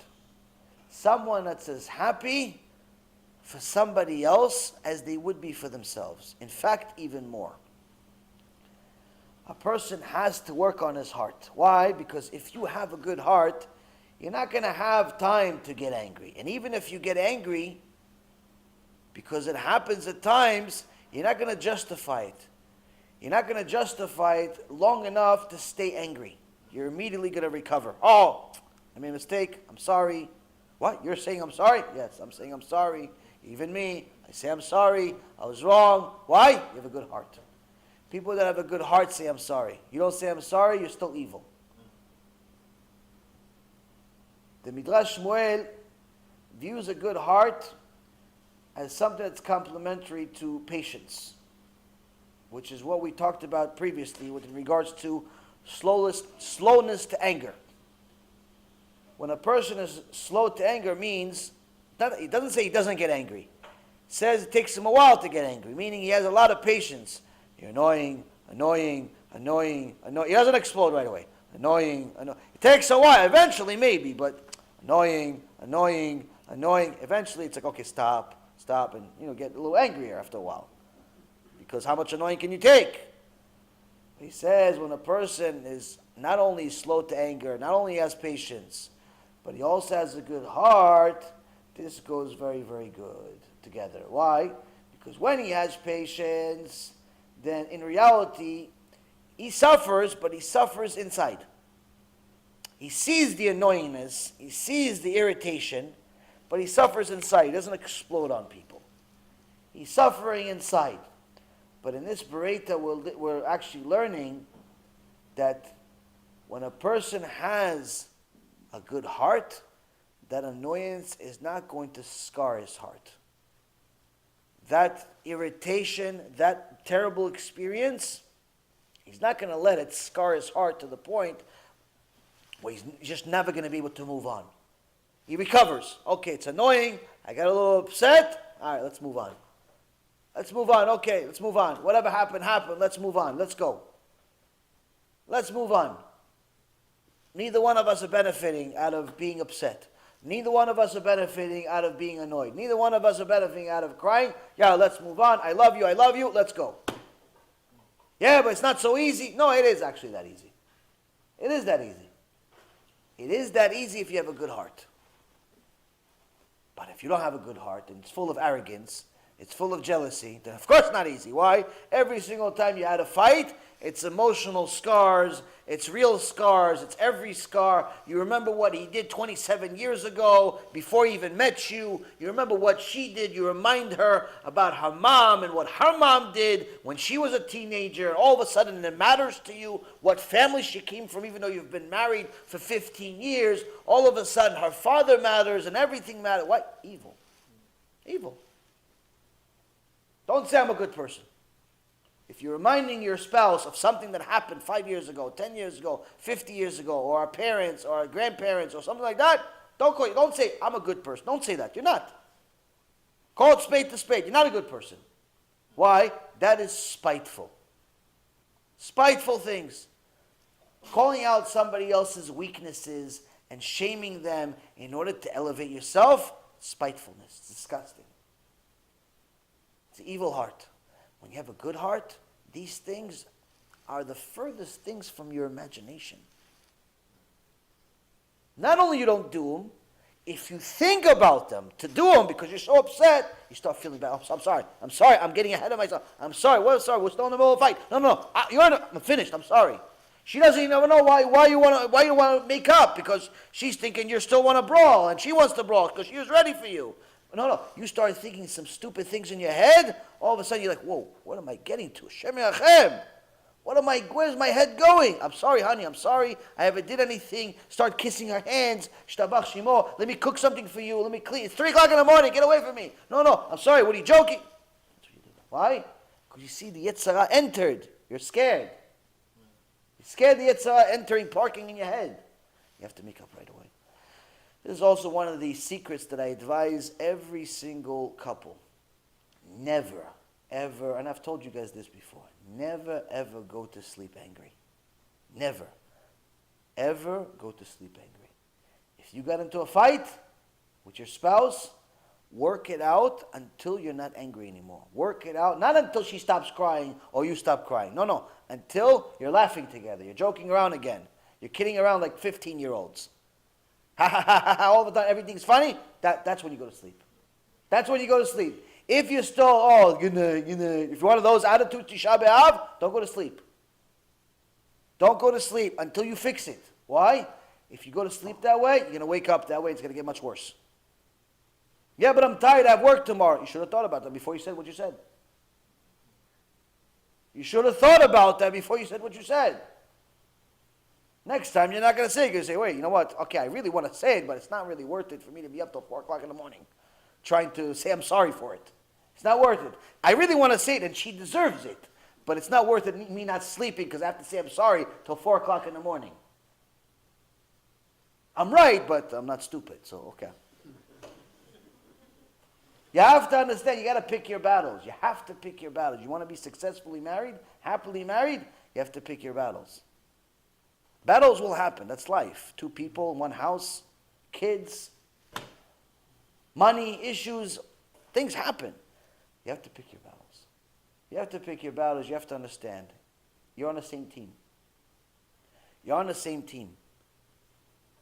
When you're on the same team, you can't do things that will create permanent damage. You can't say things that make emotional scars. You can't be spiteful. Some people, they get into a fight, they start reminding of the other person of certain things that happened in the past or certain flaws the person has. All of a sudden he cares that she's overweight. Yesterday he didn't care. Today all of a sudden he cares. Yesterday she didn't care that he has glasses. Today she cares. Yesterday she didn't care he has money or didn't have money. Today she does. Why? Yesterday, she never mentioned his mother or his father was this or that. All of a sudden, she has a whole notebook of notes about his mother and his father. What happened? That's spiteful. That's spiteful, that's evil, that will ruin your marriage. And it'll ruin your life too. Why? Because inside you're a slave to this stuff. Don't ever be spiteful. You're never going to win. You're only going to lose every single time. You have to be very, very careful. You have to treat your spouse with even more care than you treat a baby. The baby eventually grows up and goes on to their own spouse, their own life. The spouse is not supposed to. The spouse is supposed to stay with you. Whether you like it or not, they're going to stay with you. In Olam Haba, you hate each other over there too. There's no divorce in Shamayim. There's no divorce in Memen. There's no divorce in Shamayim. You're married here, you're married over there. So start getting along here, because over there there's no okay, let's have some type of psychologist. Hey, have some Xanax, Mr. Jones. Have some Xanax, Mrs. Jones. Get along. We're in Shamayim after all. No, there's no Xanax. There's no Xanax. If you don't know how to get along in this world, you're doomed. Because you're stuck with this over there. Even if a person curses, and he dies, like a person has a filthy mouth, Rabbi Yehuda says that he brought certain neshamot in his book. He spoke to certain neshamot that were in kafakela, that were in being punished and so on. He would speak to them, and some of them had like mamas disgusting, filthy mouth. And for a person that's holy, it's painful to hear curses. It's not just unpleasant, it's painful. It's literally physically painful to hear somebody curse. So you tell him, why do you speak like this? Stop it. The neshama would tell him, I can't stop. I can't stop cursing. Even if I want, I can't. Why? I died this way. I died with a filthy mouth. I cursed during my life. That's the way I am forever. All day, all night, I curse. Same thing with people that had desires, that couldn't control themselves, whether it's wasting seed, adultery, things of that nature. This is what happened. He actually has a sick story. Sick. Like, seriously, I'm not going to give you all the details. I can't give you all the details. Mamash, mechila mikvotchem, I can't give you all the... You want to see it? I'll show you the book. I can't give you all the details. Sick story. True story. Rabbi Yehuda, it's not me. Yaron Reuven. You see it in this book, mamash, it's scary. Pachad pachadim. He says that a certain guy, he brought in a certain woman comes to him, says, my daughter, Hashem Yachem, something is possessing her, something is going on. She keeps feeling like somebody's touching her, this, that. Rabbi Yehuda meets the young woman. He finds out there's a neshama inside her. Not her neshama only, somebody else. Who are you? Who is it? Her brother. Her brother, Rasha Merusha, died. He died. He comes back. What does he do? Constantly rapes his sister. Constantly raping his own sister. Shem Yachem. Says, stop it, it's your sister. I can't, he says. I can't. I have to do it. That's how I died. I died a filthy, disgusting thing. He says, if you see me, I'm the most disgusting creature in the world, he says. What they did to him in Shamayim, he says, if you see me, I'm the most disgusting thing in the world. And they punish me, and my shiur bat Gehinom is kindergarten next to what this guy's going through. He can't stop doing it until Rabbi Yehuda eventually took him out of the sister and so on. It's a story of itself. But the point is, Rabotai, to teach you, is that a person can't think, no, once I die, I'm going to be tzaddik. It's just my neshama. No. Whatever you are is what you're going to be. You have filthy mouth here, you have filthy mouth over there. Can't control yourself here, can't control yourself over there. So imagine, the little word came out of your mouth. Over here, it's no big deal. Why? Who heard you? Who didn't? Who that? In Shamayim, Hashem is next to you. Hashem is next to you. You just said the F word. You said the F word. Hashem is watching you. You just said F. You just thought the F word. You thought it. Hashem knows what your thoughts. Next to Hashem, a busha. What a busha, what a busha a person has miskin. He thought such a word in his head. Hashem is next. It's not Hashem is in a different, he's next to you. He's next to you now also, you just don't know. Over there you know for sure.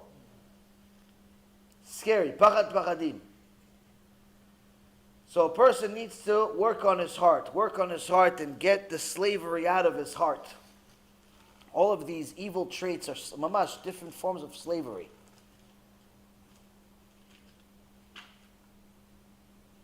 A person that's slow to anger and also has a good heart, when anger overtakes him,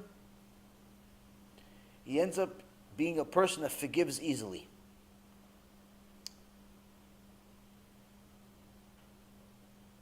Benayot Berama says. Now, when a person has a good heart, when a person is slow to anger, how is this applicable in real life? So the next part says, Emunat Chachamim, faith in the sages. This, in my opinion, is one of the biggest problems we have in our generation today, that people simply think that they're smarter than the sages. They're smarter than the rabbis, they're smarter than the sages, they're smarter than Hashem, they're smarter than everybody. Watch, people think just because they can make a few comments on the internet, that all of a sudden Rashi should work for them. One of Team Hashem's members came out with a fantastic saying the other day. He says, in today's world, every teenager that makes comments on the internet swears he's even more holy than the Mashiach. Because he made a few comments on Facebook. He's in his underwear in his mother's basement making Facebook comments. And he thinks he's holier than the Mashiach, he's holier than the rabbi, he's holier than everybody. Like this imbecile today, he's having a blast making fun of me on the internet. I think you commented on it also, Shrecha.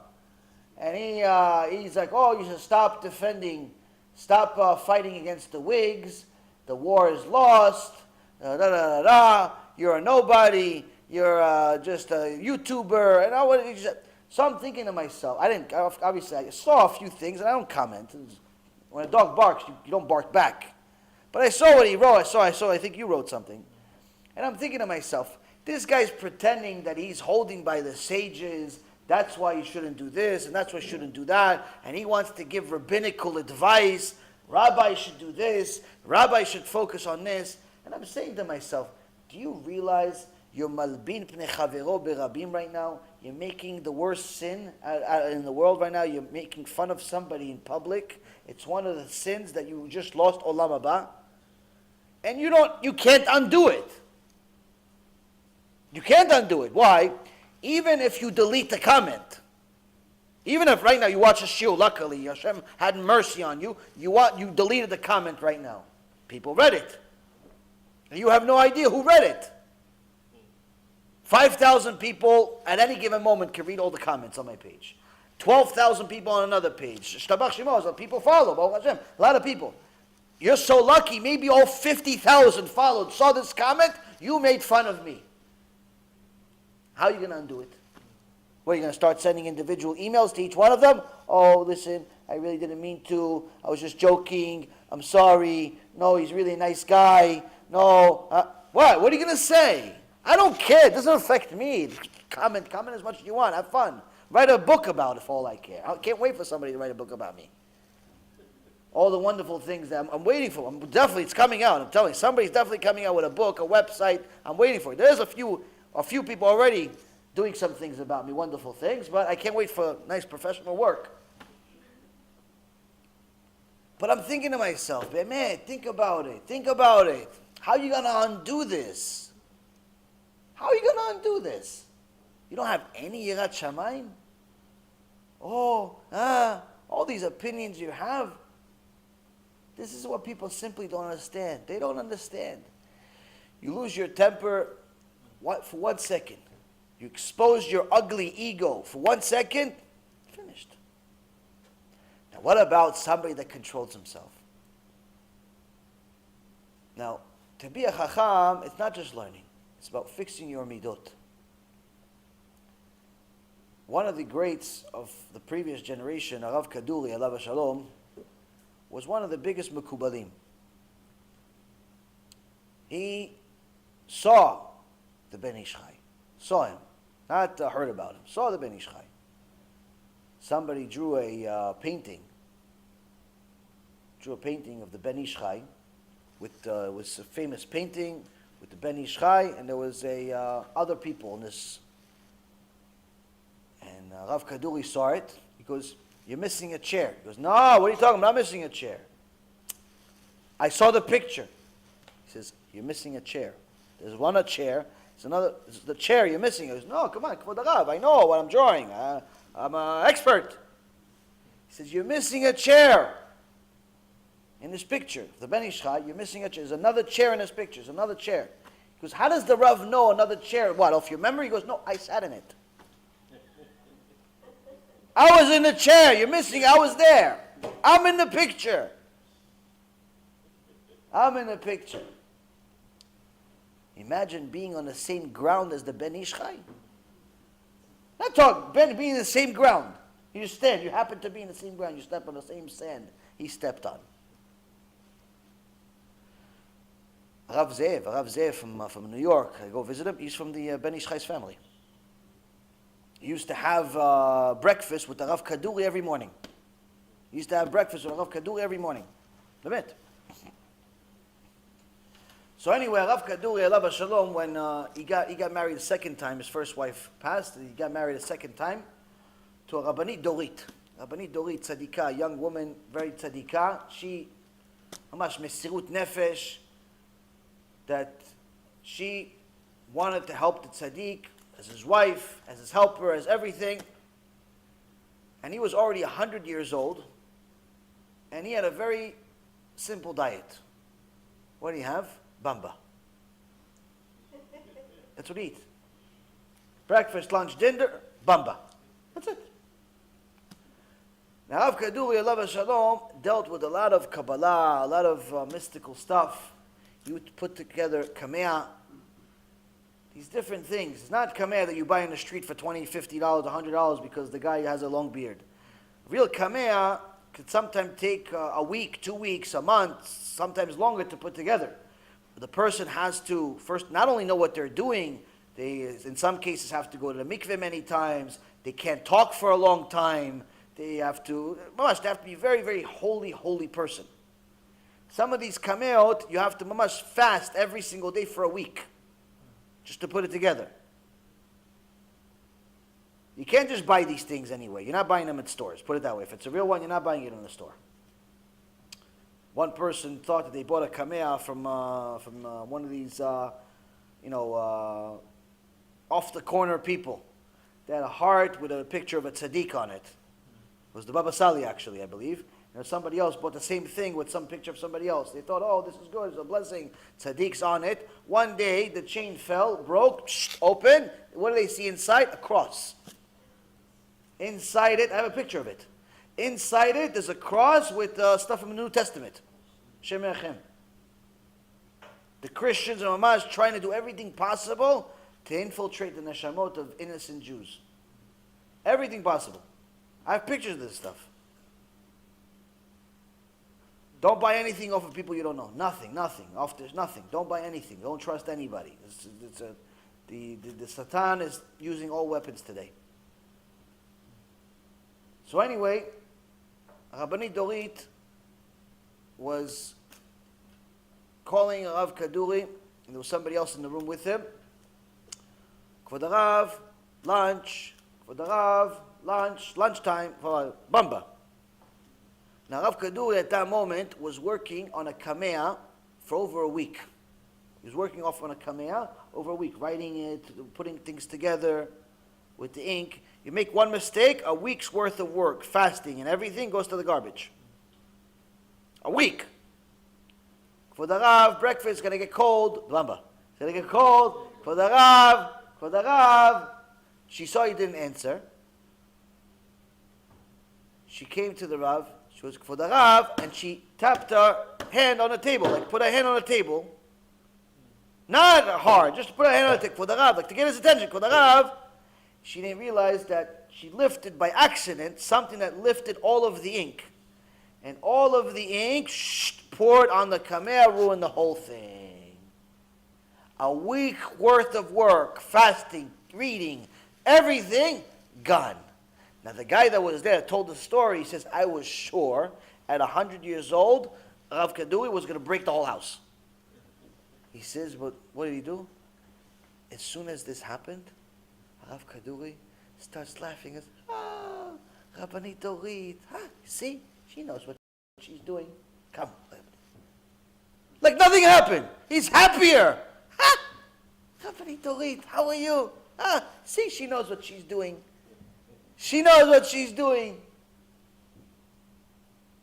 Meaning, not even in his mind, forget about acting out on anger. Even in his mind, you can't fake it. You can't fake such a thing. Even in his mind, he's not angry. Rabbanit Orit.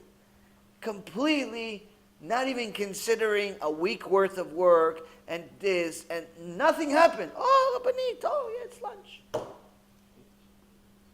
The bumper is going to get cold.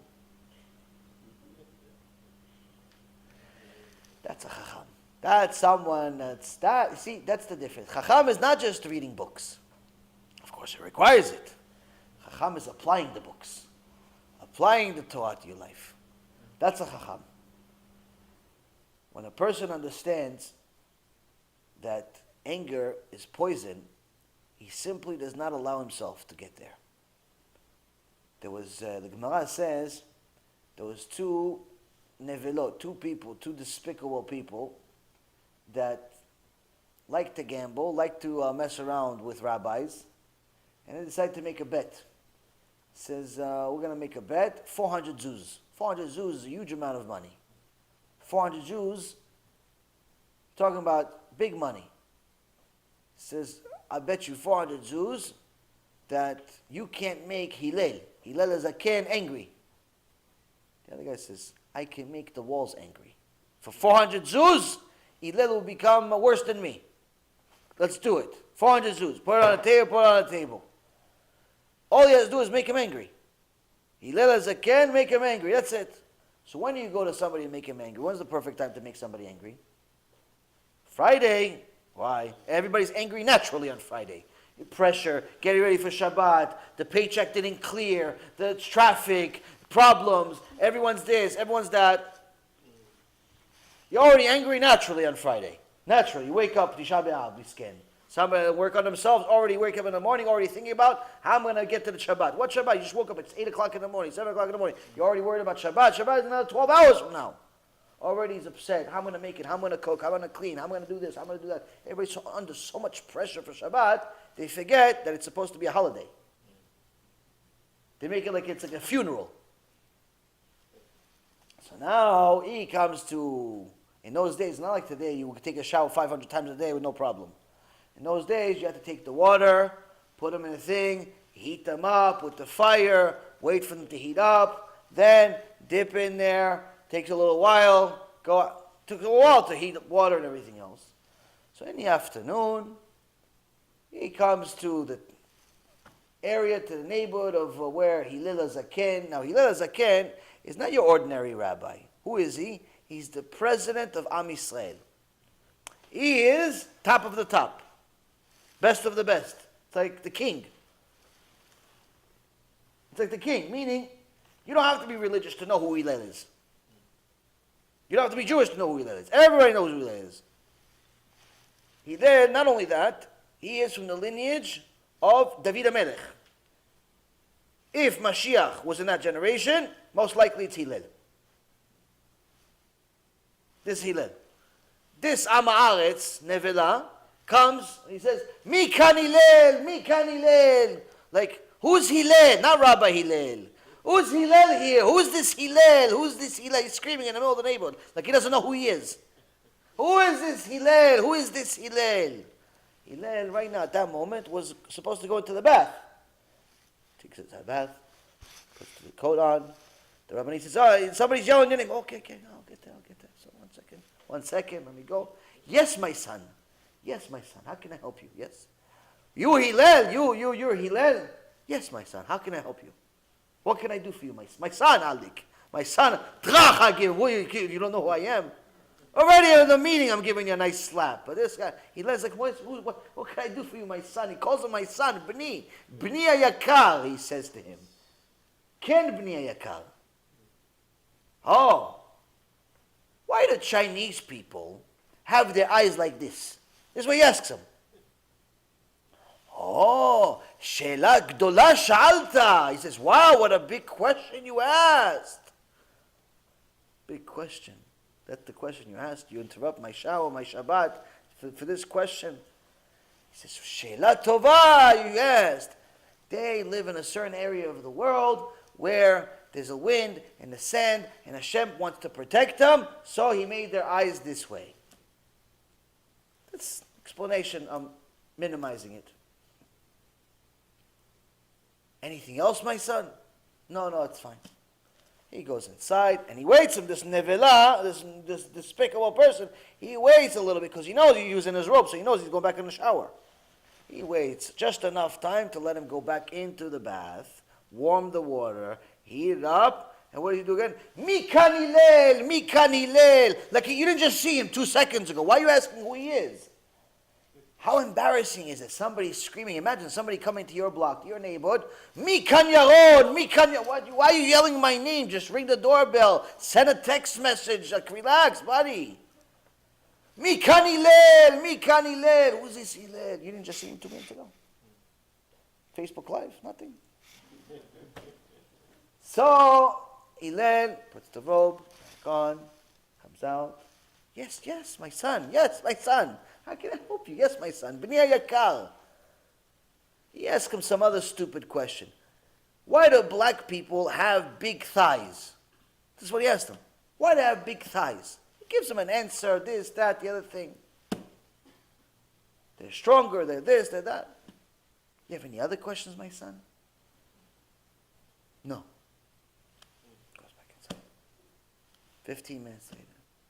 Mikan Hillel, the whole thing all over again. Again and again and again and again. And he keeps coming back with the same happy face. At this point, I'm strangling the guy in the middle of the street. I'm going to jail for this guy. Hillel Zaken, Bni Ayakar, Sheila Gdola Sha'alta. What a big question you asked. What a big question you asked. Why does this one have eyes like this one has legs like this one has money, this one doesn't have money, the sky is blue, all nonsense. After he does this, in mamash, misken, he does this over and over again, and every time it's just as embarrassing, and he's yelling and screaming, Mikan Hillel, who is here is Hillel, who is this Hillel that everybody talks about, 500 times. Eventually, he says, I have a lot of questions. He says, Seta, Hillel is with you. I'm here with you. How many questions you have, my son? All the questions, I'll sit with you until we answer all of your questions, my son. It's Friday. Shkia is coming up. You got to get ready. You got to go to shul. You're the biggest rabbi in the world. You're worried about this moron. They ask question, embarrassing himself and you and everybody else. And you're saying you sit with him as long as he wants. My son, he calls him. So now this Rasha sees that Hillel does not get angry. In fact, he says, I'll sit with you until we answer all of your questions. He says, are you the person they call Hillel? Why, you didn't get it the first 500 times? He says, again, he tries to, again. Imagine, it's like somebody says, I'm not upset. No, but why are you getting upset? No, but I just said I'm not upset. The fact you just said I'm not upset, it makes him upset. Don't get angry, but I want to say something. What? You saying don't get angry makes you angry. So the guy is like saying, are you Hillel? He didn't just say 500 times. Are you the one they call Hillel? He says, yeah. Yes, my son. Yes. He says, if you're Hillel, may there never be anyone like you again. What a menuval. I answered all your questions for free, sat with you, you tortured me, you embarrassed you, and you embarrassed me, everything else. And this is what you say? That's what I would say, if you survived by now. What does Hillel do? He says, why, my son? Why? He says, because you, Hillel, just made me lose 400 zuz. And he says to him, what happened? Why you lose 400 zuz? He says, because he tells him the whole bet. He goes, it's better that you lose 400 zuz than Hillel be angry. It's better that you lose 400 zuz than Hillel be angry. This the Gemara teaches us from there, a person needs to learn midot, patience, from Hillel.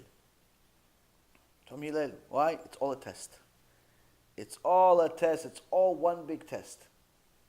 It's all one big test. Now, the Chachamim didn't just become Chachamim by themselves. They didn't just become born this way. They had to work on themselves. Now you see that in the entire Torah, entire oral Torah, there's constantly battles between Bet Shammai, Bet Hillel. Bet Shammai, Bet Hillel. Bet Shammai, Bet Hillel. Bet Shammai says this, Bet Hillel says this. Opposite. And a vast majority of times, Halacha ke Bet Hillel. Why? Why Halacha ke Bet Hillel? Why? Bet Shammai is wrong? No. Torah says no. Says he's right, actually. Actually, Torah says Bet Shammai is right. In fact, it says that when the Mashiach comes, we're going to be more like Bet Shammai. But in over 90% of the debates, we go with Bet Hillel. Why? The Gemara in Masechet KIRUV, page 13b, says we go with Bet Hillel because Bet Hillel had these amazing midot, had this patience, had no anger. Bet Shammai was a little bit more fiery.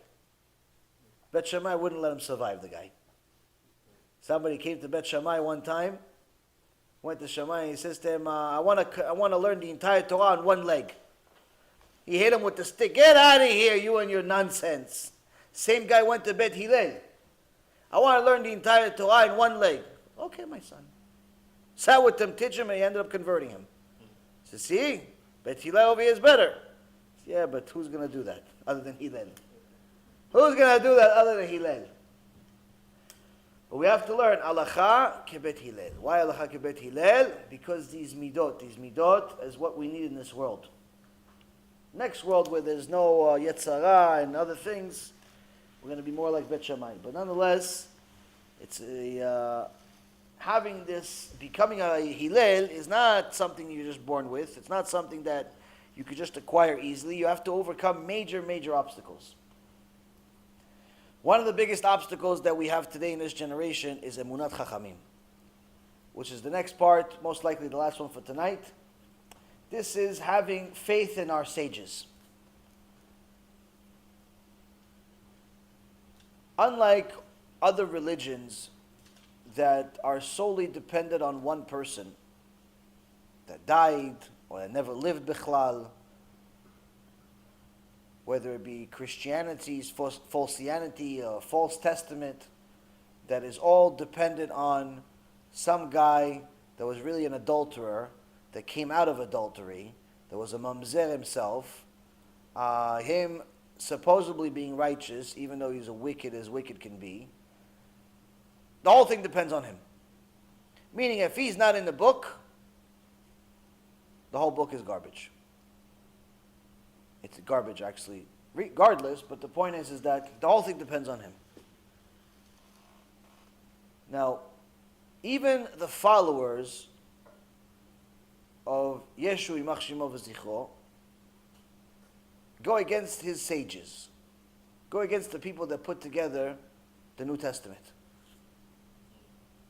You see them having entire debates about who Paul was this, Paul was that. Some people hate him, some people love him. No one really knows who these people are. No one really knows who Jesus was because the writers never actually saw him. But nonetheless, there is a major disconnect between the main character in the book, his followers, and the followers among themselves. And the sages among themselves, if you could call them sages. Like everybody is their own entity.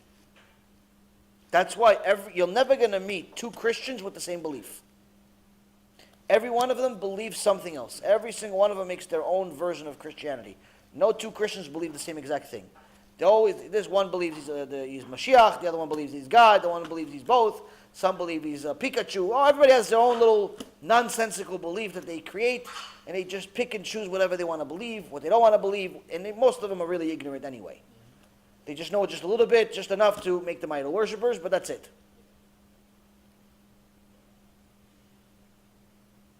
Now, but there's a major disconnect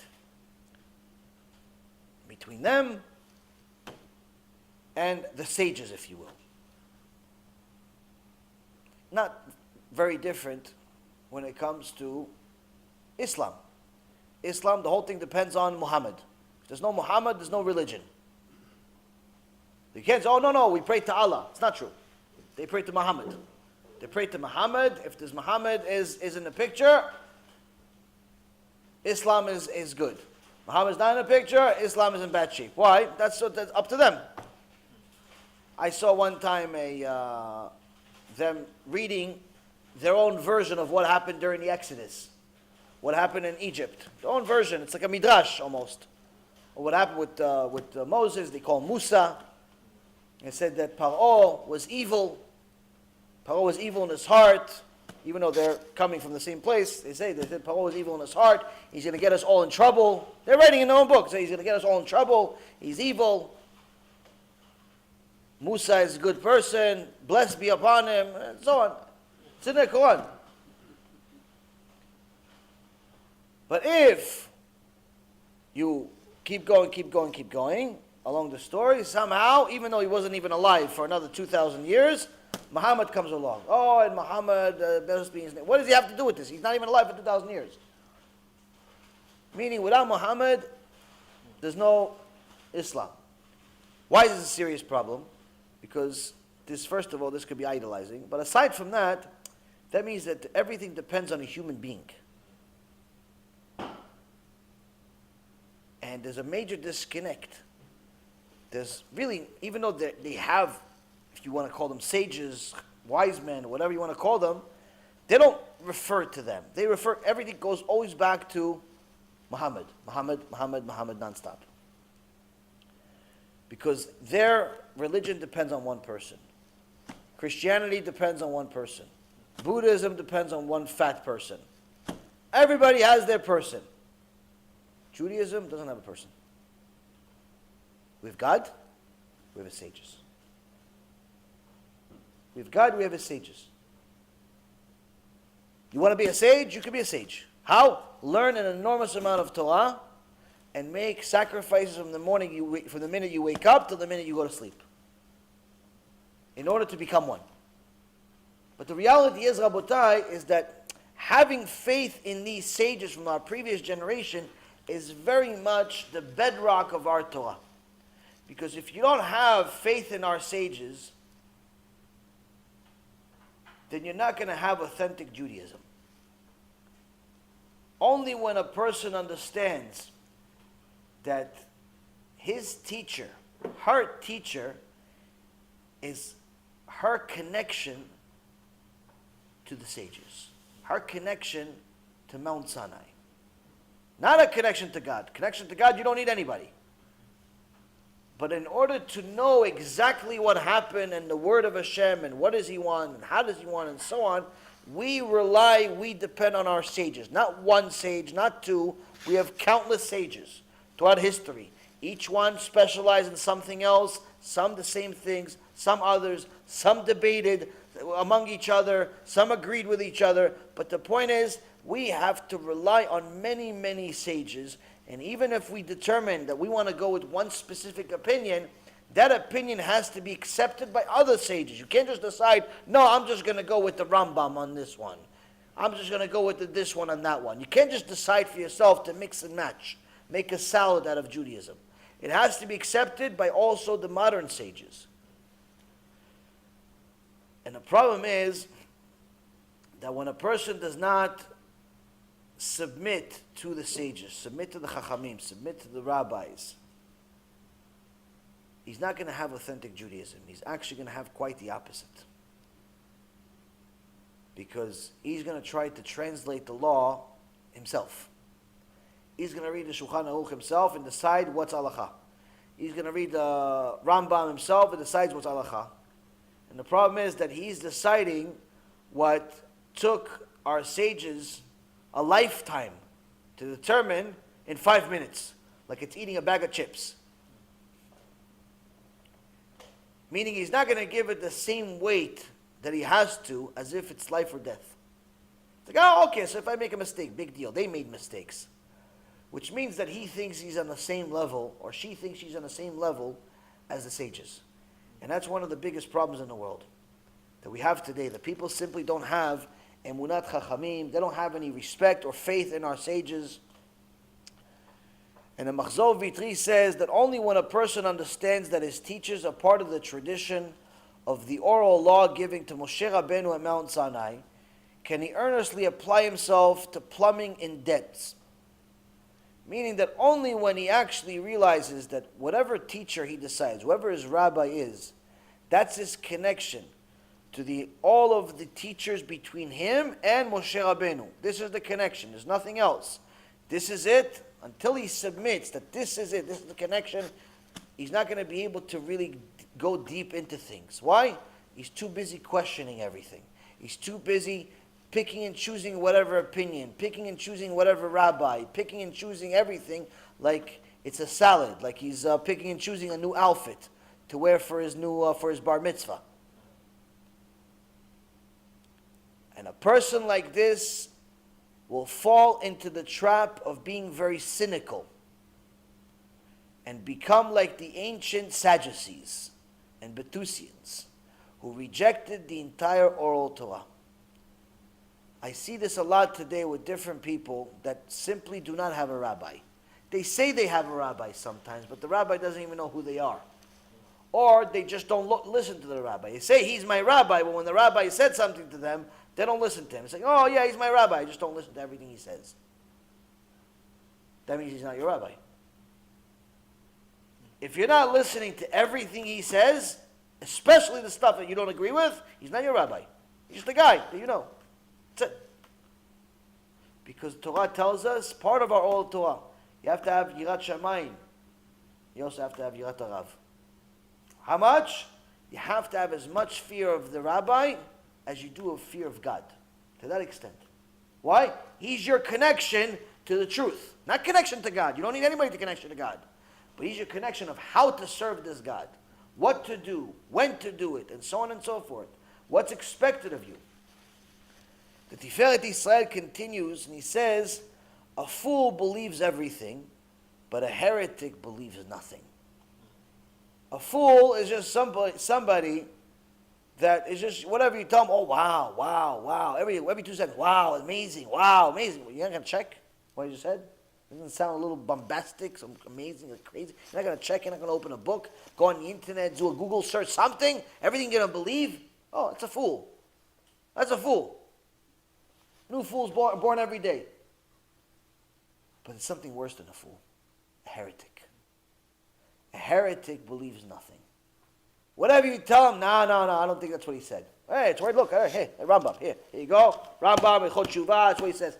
No, I think you're mistranslating it. What do you mean? It's in Hebrew. Here you go. I read Hebrew, Baruch Hashem, but let's read English. Whatever you want. No. I think somebody messed with the Rambam. I think somebody messed with this. They're not going to believe anything. Why? Because it doesn't fit their pre-existing opinion. Their pre-existing opinion. That's why many times when people come to me and they say, listen, I have somebody for you that, he's an atheist. He's a, Christian. He's a whatever, but he wants to learn. He wants to find the truth. I said, okay, send him my personal story. Most people, they think, well, what are you, like some arrogant person that needs everybody to know your story? Who cares about your story? He's asking for the truth about Hashem. What does that have to do with your story? Everything. Everything. Why? As I said in the beginning of the shiur, or before the shiur started, it's not just about the truth. It's never just about the truth. If it was just about the truth, we wouldn't be here. First and foremost, before you can help somebody, they have to be prepared to be helped. They have to desire being helped. They have to acknowledge they need help. If they don't acknowledge they need help, if they don't acknowledge there's a problem, you're wasting your time. You could be Moshe Rabbeinu himself, bring Yeshua ben Nun, bring the 70 Chachamim, bring all of the sages, all the prophets, everybody in front of this guy, have Sudat Shabbat in his house, or still Mechalel Shabbat in front of them. Because he's not ready, he doesn't care, he doesn't want, she doesn't care, she doesn't want. She'll wear a mini skirt to a meeting with Moshe Rabbeinu. She thinks she's doing a mitzvah. Unless a person is ready, no truth will ever help them. Now, unfortunately, they don't really know when they're ready, when they're not ready most of the time. Because sometimes people think that they don't want, but as soon as you hit them with the truth, they want. So there's other aspects. The other aspect is, or the other step is that they have to be willing to invest time into it. Anyone that expects the truth to be served to them on a silver platter without any effort, I'm just going to give you the answer in 2 seconds and then you're finished, waste of time. So as soon as I send the personal story, or somebody sends a personal story, we see what this is. Why? Because he's not ready or she's not ready for the truth, immediately they're going to say, no, it's not for me, I'm not really interested. They're not even going to press the click. Or they're going to do something worse, which is they're going to click on it, see 2 hours, 2.5 hours. No, this is too long. I need a shorter version. You want a shorter version? You want a shorter truth. You want something else. I can't help you. I can't help you with. People, no, can you send me a clip? No. No, I can't send you a clip. There's no clip of the story. There's clips that are part, not clip of the story. Why? What am I trying to achieve with this story? Technically, it's not going to answer all of his questions. I'll answer some, but it's not going to answer all of his questions. It's not for him, the story. It's for me. Why? I need to know if I'm the vessel. The story's not for him. The story's for me. For me to find an answer. What answer? Am I the vessel? He or she that's watching this personal story, they're going to determine something by the time they get to some point. The middle of the story, the end of the story, what are they going to get to? They may get some answers, but the biggest answer is for me, which is, do they believe I am the vessel that can help them get to whatever answer they need, get to whatever truth they need, get to whatever questions they have? Because it doesn't matter whether you possess the truth or not. If they don't like your voice, your look, your hair, your tradition, your background, whatever, doesn't matter what you have. It's going to fall on deaf ears. So what I need to do is find out, are they willing to, first of all, are they ready for the truth? Are they actually care about the truth at all? They just want to live like cows. They want to just, eat grass every day and wait to die. Every birthday is celebrating, I'm closer to death. Happy birthday to you. What, they want to be like that, or they want to be like a person that cares about life? Number 2, are they willing to invest time into it? Number 3, am I the vessel? If you answered all 3 and you agree, you think I'm the vessel, you think I can provide truth to you, you like the way I talk and chair and so on, yalla, let's go. Let's go for it. But the reality is, Rabotai, is that many times people fail at one of those things. Most of the time, they fail at the fact that they're not willing to put the time in. To watch a 2-hour movie, they have time. To go to a baseball game for 5 hours, they have time. To go play football with all of their friends, they have time. But to watch a shiur Torah for 2 hours, they don't have time. People that don't have time to watch 2 hours shiur Torah, can't help them. Can't help them. Yeah, you can send them a clip, and hopefully over time, they'll bite, they'll see one clip, 1 5 minutes, 1 10 minutes, 1 5 minutes, 1 10-minute clip, and eventually they'll bite and they'll watch a longer shiur. But until they watch that longer shiur, you can't really help them. You can just keep them afloat. Make sure they don't jump off a bridge, maybe. That's the most you can do. So when it comes to a person, the Tiferet Yisrael says the person that doesn't believe anything, that's a heretic. Now, although wise people, meaning the Chachamim, are skeptical of everything they hear and read, They accept the Torah's teaching with unquestioning faith. So even though you come to them, you're going to say your story. You're going to go to a bed din. You're going to tell your story. He did this, he did this. You have a lawsuit against somebody. You have a case against someone. You want to bring some new truth to the bed din. You need some help from the bed din. You tell them your case. They're going to look at your case. Even though it all makes sense, they're going to still have to double check. Why? That's what you have to do. You can't just take your word at face value. You have to double check. Have to double check everything you do. You're supposed to be skeptical. But to simply go against it, not believe it, or believe everything, all of these things are steps of fools and heretics. But when it comes to Torah, a Chacham believes it. Chacham believes it. How? A person has to have the type of emunah in Chachamim that the Chachamim had.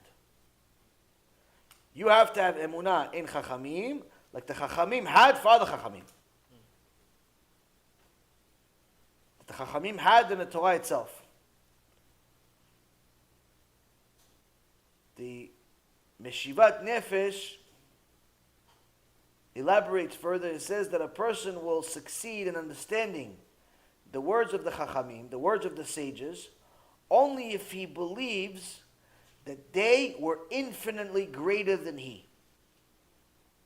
If you realize that the sages and you have nothing in common other than you're both Jewish, you don't compare yourself to them, you don't think that, no, he's a human, I'm a human. No.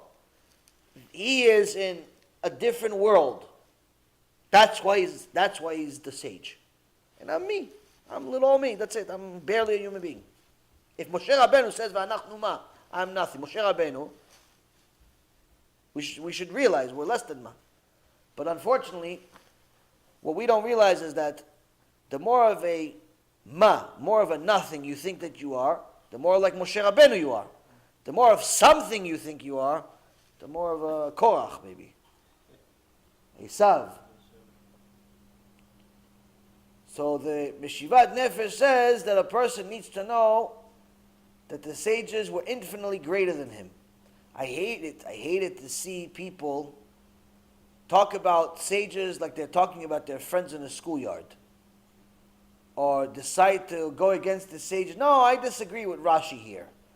I disagree with the Rambam here. Like, it's just anybody. It's just your local rabbi. Even your local rabbi you shouldn't publicly disagree with, by the way. But aside from that, you see people treating the sages like they're regular people. What does that prove? That proves that those people that are treating them that way, not only they don't know what they're talking about when it comes to the sages, they actually don't know what they're talking about when it comes to Torah at all. Because the Torah itself says, Gemara Masechet Shabbat, also in a few midrashim, a few places, the sages themselves say about themselves that the previous generation of sages, now Amoraim are saying about the Tanaim. The Moraim say the previous generation, if the earlier generation were people, the generation before them were angels. Generation before them were angels. And they say about themselves, if the earlier generation were like angels, then we are like humans. But if we judge them as humans, if we judge the sages like they're just humans, then we're donkeys. And this is the sages where each one that said this was able to revive the dead. Revive the dead. He's calling himself a donkey. If he's a donkey, what are we?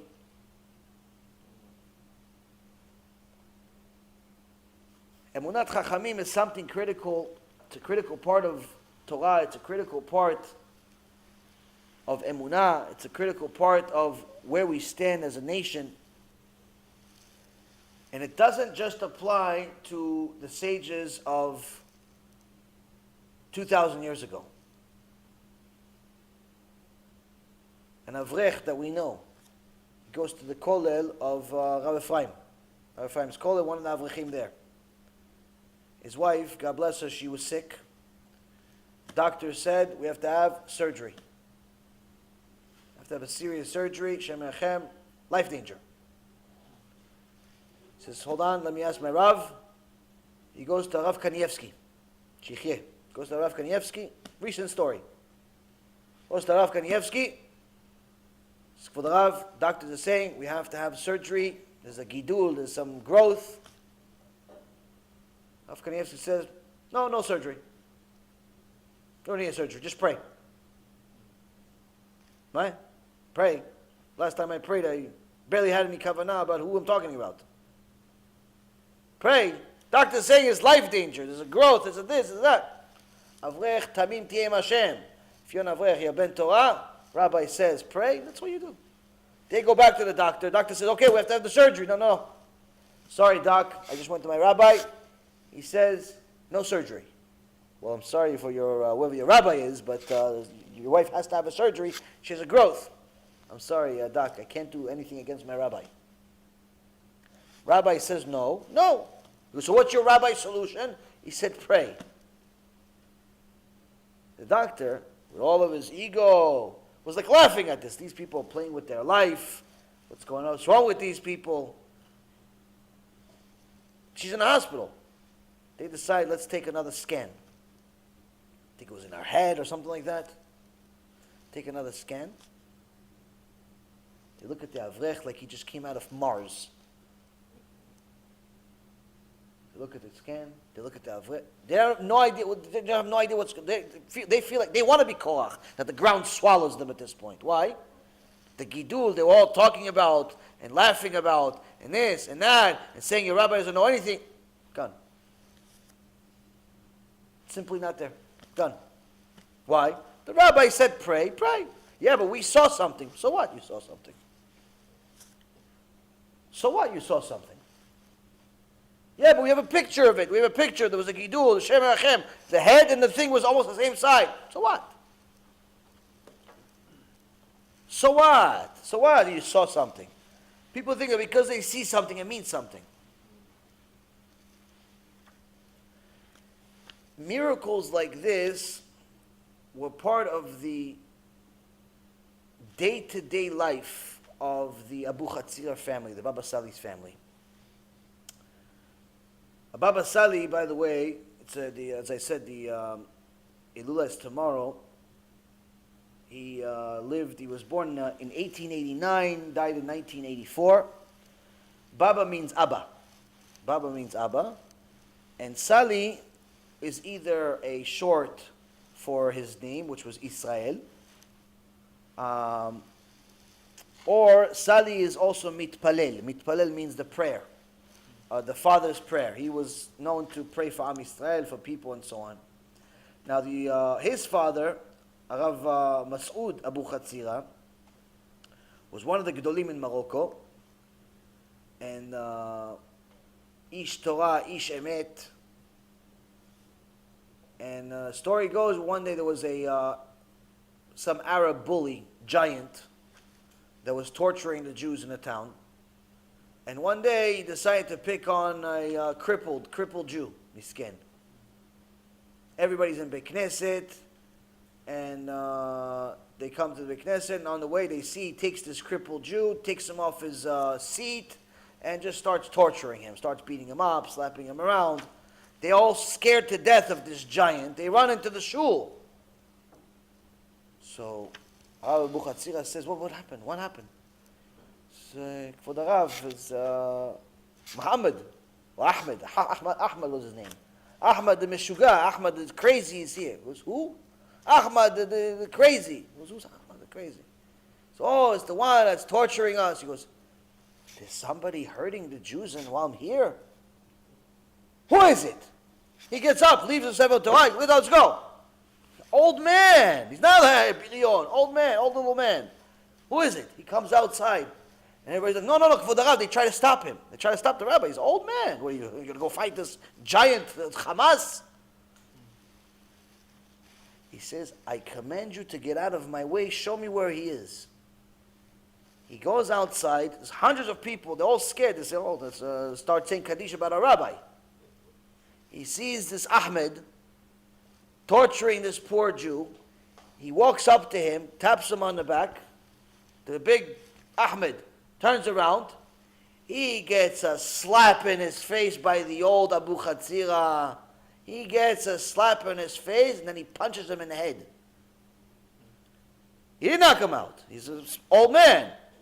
But you see the giant Ahmed start crying hysterical, go on his hands and knees, start kissing his feet. I'm sorry, I'm sorry, I'm sorry. I'm never going to do this ever again to Jewish people. Why? Pachad Elokim. When a Talmid Chacham, when a Ish Kadosh, when a person that's holy does something, it's not him physically. It's doing the will of Hashem. So you don't need physical power. People always tell me, oh, maybe I should learn Taekwondo because I can fight Hamas that way. I can fight ISIS. I can fight Gog and Magog with my Taekwondo. And I should go, as you see, different religious people, some Hasidim, you see it all the time. They advertise and they teach all this martial arts, what to do with a gun, what to do with a knife, what to do with this, what to do with that. The answer is, what do you do with a Sefer Torah? Do you know what to do with a Sefer Torah? If you know what to do with a Sefer Torah, you don't need the gun, you don't need the knife, you don't need anything. If you don't know what to do with a Sefer Torah, not the gun, not the knife, not the missile, nothing's going to help you. You could be Bruce Lee. It's not going to help you. If you don't know what to do with a Sefer Torah, nothing is going to help you. But if you know what to do with a Sefer Torah, you don't need anything else. You want to learn martial arts for what? To fight somebody? You want to do it for exercise purposes. As long as it's a kosher place, fine, enjoy. Kosher place, there's no men and women, that's fine. But if there's men and women, not allowed. Either way, you have to know what to do with a Sefer Torah. So, we got stories about the Baba Sali, not from just books. We got them mamash from first hand. One of the stories we got from one of his longtime helpers of the Baba Sali, after Baba Sali already was very big, saw with his own eyes, he was there, he witnessed the story, his own eyes, he told Rav Ephraim. Not like he told somebody, by the time it got to you, it's watered down, it became a different thing already. He says, this is what I saw. There was a guy, came in to the Baba Sali, there was other people. He was born paraplegic. Born not able to walk. Not able to walk. Half of his body, useless. Miskin. Top half, also useless. Why? Doesn't keep any mitzvot. He comes to the Baba Sali and the Baba Sali says, you keep Torah, you don't wear kippah? No. Keep Shabbat? No. So why are you alive? Baba Sali, Kodesh Kodeshim, Av Bedin in Morocco, Av Bedin in Israel, giant, Chacham. You don't keep Shabbat? Why are you alive? No, Kvod Harav, I won't do anything, He goes, you can keep Shabbat? Yeah. You keep kosher? Yeah. You can learn Torah every day? Yeah. Get up. What? Get up! Start yelling at him, get up, come to me. He was born a paraplegic. He gets up, he walks to him, he goes, go back. Went to the chair, come back again, 3 times. He says, he saw this with their own eyes. People saw this with their own eyes. The kid was walking back and forth and then he ran out. He goes, where do you run to? He ran to the yeshiva. Yeshiva was close to the Baba Sali's house. Ran to the yeshiva because there was a payphone there. He starts running around, dancing, everything. The bachurim, the avrechim, and they're like, hey, relax, buddy, what are you doing? Because you don't understand what just happened. I wasn't born this way. Like, what do you mean you weren't born this way? What's wrong with you? I was just there. I was in a wheelchair. I'll show you the wheelchair. They all go see all the students testified. They all saw it. The guy became a Talmid Chacham, Baruch Hashem. The community wanted to build a mikveh. It's not like today, every mikveh, you get the community to donate $1 million. You take $750,000 for the people, and then $250,000 for the mikveh. Pretend like it was $1 million. Have fundraisers for 20 years for a mikveh that should take a month to build. No, in those days you had to actually, mamash, you take shovel, dig, make a mikveh. So anyway, they built a mikveh, put a mikveh, nice mikveh. But the problem is you need water. Where are you going to get water? From the sky. You can't just go, you have to get water from the sky. It hasn't rained in a long time, months. Baba Sali says, okay. We did what we're supposed to. Everything's finished? Yes, okay. He goes, prays. 2 minutes later, it starts raining. Mama, it's like Rabbi Chanina in the Gemara. It starts raining, fills up the entire mikveh. It filled up the entire mikveh. Then one of the chachamim in Avrechim, in the kollel inside, comes out and says, oh, for the Rav made a mistake. What? What mistake? There is a chumrah, a stringency, from one of the sages, Noda Yehuda. A stringency that he has when you build a mikveh, we forgot to do it. Forget to do it. But it's okay, it's still allowed, it's still fine, it's a stringency. Baba Sali says, no. In mikveh, in kedusha, there's no leniencies. Take out all of the water. Fix and add this chumrah to the mikveh, start all over again. What are they going to say? No. They take out all the water that just came by a complete miracle. They say, Kvod Harav. We're not really supposed to rely on miracles. The fact that it happened already once, Baruch Hashem, but now it's relying on miracles. He goes, there's no leniencies when it comes to mikveh. There's a chumrah by the Noda Yehuda, you have to do it. They do it, they fix it, says, okay. Baba Sali looks at Shamayim, says, listen, we already asked Hashem to help. Now, Noda Yehuda, we did something for you. You go talk to Hashem. We did a stringency for you. It's your stringency. You go talk to Hashem and get him to make it rain. Because we already asked for a favor, he did it for us. Now you go cry to him. 2 seconds later, starts raining, fills up the entire mikveh. If it didn't have any witnesses, it would be impossible to say. Because this is like, even the fairy tales don't sound like this.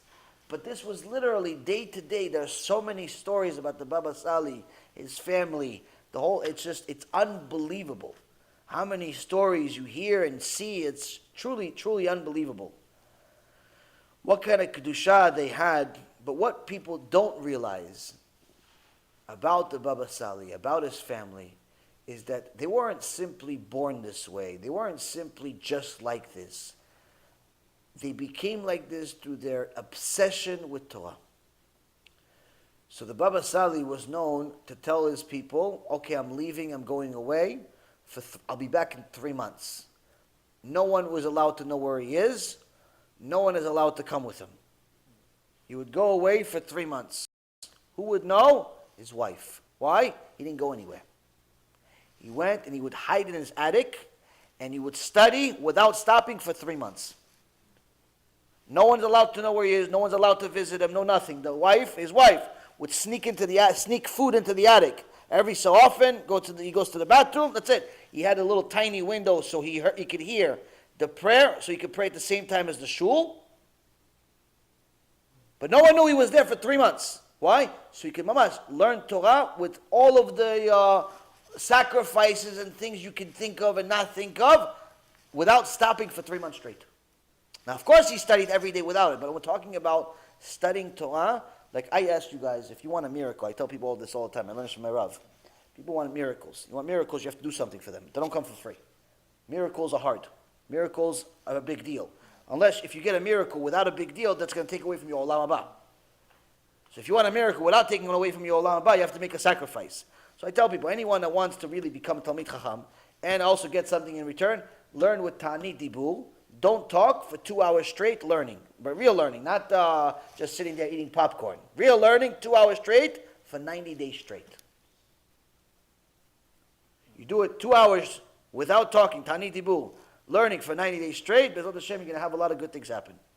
Now, this is not 90 days straight. This is not 2 hours. The Baba Sali didn't learn 2 hours for 90 days straight. He didn't learn with Ta'anit Dibur for 2 hours. 3 months. 3 months not talking.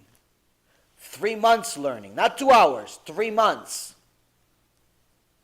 That's how you become an ish kadosh. You don't just make people get up out of wheelchairs because Hashem likes you. So that's the part that people don't know or don't realize. You cannot simply just become something because you change your wardrobe. A lot of people that do tshuva or convert, which is in essence the same thing as tshuva, or whatever it is, they start changing their clothes, they put a little hair on their face, and they change their hat, they think I'm a rabbi, I'm a this, I'm a that. They start acting like somebody. And honestly, today you can't tell who's a rabbi, who's not. Everybody looks the same. They all have the hat, they have the black and white, they have this, they have a beard. A Baal Tshuva of 5-6 months looks like a rabbi for 20 years. Until he starts talking. Then once he starts talking, then you have a problem.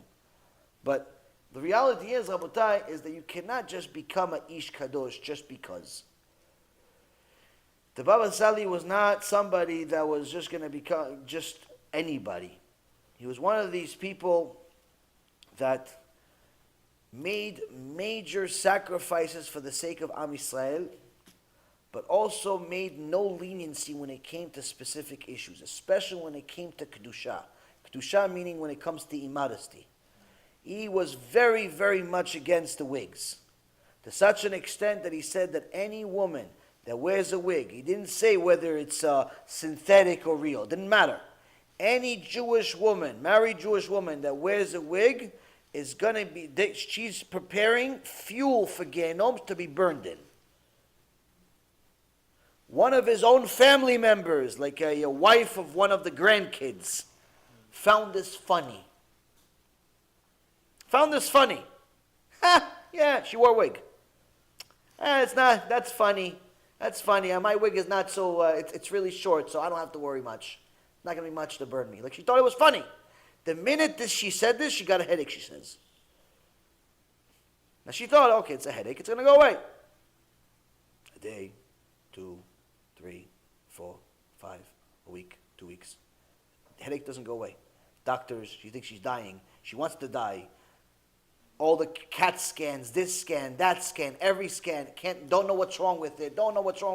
For months and months, this woman wants to commit suicide. The headache simply won't go away. 24 hours a day, no break. I met a woman recently that miskena, for the last 2 years, she has a headache. Very, very difficult issue. Bezat Hashem, she does what I say, and it will be solved very soon. But Baruch Hashem, it's mamash, serious headache. Eventually she gives up. She goes to the Baba Sali. She says, I went to the doctors, I went to everybody, it won't go away. She says, okay. Please help me. I'm sorry, I made fun. Take off the wig, put a kisur rosh. That's it? Yes. Take off the wig, put a kisur rosh. On the spot, she put a kisur rosh, headache went away. She went back to the doctors. Of course, the doctor said, no, it's because the pressure from the scarf is hitting the head in a certain way. All the excuses in the world of why this worked. And all the CAT scans and M scans and that scan didn't work. What worked is that person needs to be stringent when it comes to Kedusha. Have to be stringent when it comes to Kedusha, but unfortunately sometimes there's so much foolishness in the house, we start making mistakes with our kids. And so the last story I'll tell you for tonight is that one of the times that he went away from Morocco for 2 weeks. When he came back, he found out that the so-called modern Orthodox, enlightened among them in Morocco, were very, very rich. They started these fancy schools to teach secular studies, and they got a few hundred kids from the religious community to sign up to these schools. As soon as the Baba Sali came to town, he found out about this. He called a community meeting, middle of the day. When the Gdol Hador says meeting, everybody leaves their job, they go to meet. Not like today, you have to do it on YouTube, and hopefully they watch. Call the meeting, everybody comes. He says, meeting was literally half a minute. I'm only going to say one thing. Whoever doesn't take their child out of the schools, I'm guaranteeing you, you're going to bury them this year. And he leaves. Morocco never saw runners like this. The parents, every single one of them, ran to the schools, pulled them out of the schools on the spot. On the spot. No question. No, extreme, fanatic. Nothing. He said, Pachad Elokim. Why? They had emunat chachamim. They had yetzara, but they had emunat chachamim. They have yetzara. We all have yetzara. But they had emunat chachamim. Without emunat chachamim, Rabotai, we have nothing. That's why sometimes you see these people that are rogue rabbis, rogue students, rogue this, rogue... Why? They don't have any emunat chachamim. They don't believe in chachamim. They believe in themselves. This is the underlying story of every single heretic we've ever spoken about, every single heretic we haven't spoken about, every one of them. They don't have emunat chachamim. They talk about the chachamim like they're the same. They're in the same level. They don't have rabbis. They say, oh yeah, my Rabbi Arush is my rabbi. Yeah, he hasn't heard from you in 5 years. How is he your rabbi? Oh, Rabbi such and such, he's the one that's my rabbi. Yeah, he doesn't want to talk to you in 3 years. What are you talking about? He's your rabbi. If you have a rabbi, you talk to him all the time, every day, as often as you can. As often as you can. Why? It's your rabbi. He says something, I don't like it. So, you do it. He's the connection. He's the connection to Mount Sinai. But that's what we have. Our egos are so big, we don't allow anyone to be our connection. We don't allow it. We don't allow it. The ego is getting in the way. So, the Talmidim of the Baba Sali were able to benefit from his Kedusha if they believed he was the connection to Mount Sinai. If they didn't, it was simply a waste of time. Simply a waste of time. If you believe that the book that you're reading, the Gemara that you're reading, the Mesilat Yesharim that you're reading, the Or Yisrael that you're reading, whatever book that you're reading from the Chachamim, you believe this is the connection to Mount Sinai, the book will help you. You believe this came from Mount Sinai, it'll help you. You don't believe, it's a waste of time, throw it in the garbage. With yourself and your personality and your ego and everything else. Why? It's not connection to Mount Sinai, it's worth 5 cents, not even. This is what we have to understand. B'ezrat Hashem, next week we're going to continue this Mishnah. There's obviously a lot more that we can say about this topic and even more about the Baba Sali. There's also some things that we're going to talk about Kedusha at some point, B'ezrat Hashem. But next week, B'ezrat Hashem, we have the next one is something that's I'm sure everyone is going to be very, very interested in, which is Kabbalat Yisurim, acceptance of suffering. Acceptance of suffering. That's the next one on the list, B'ezrat Hashem. Any questions? Beseder Rabotai, we have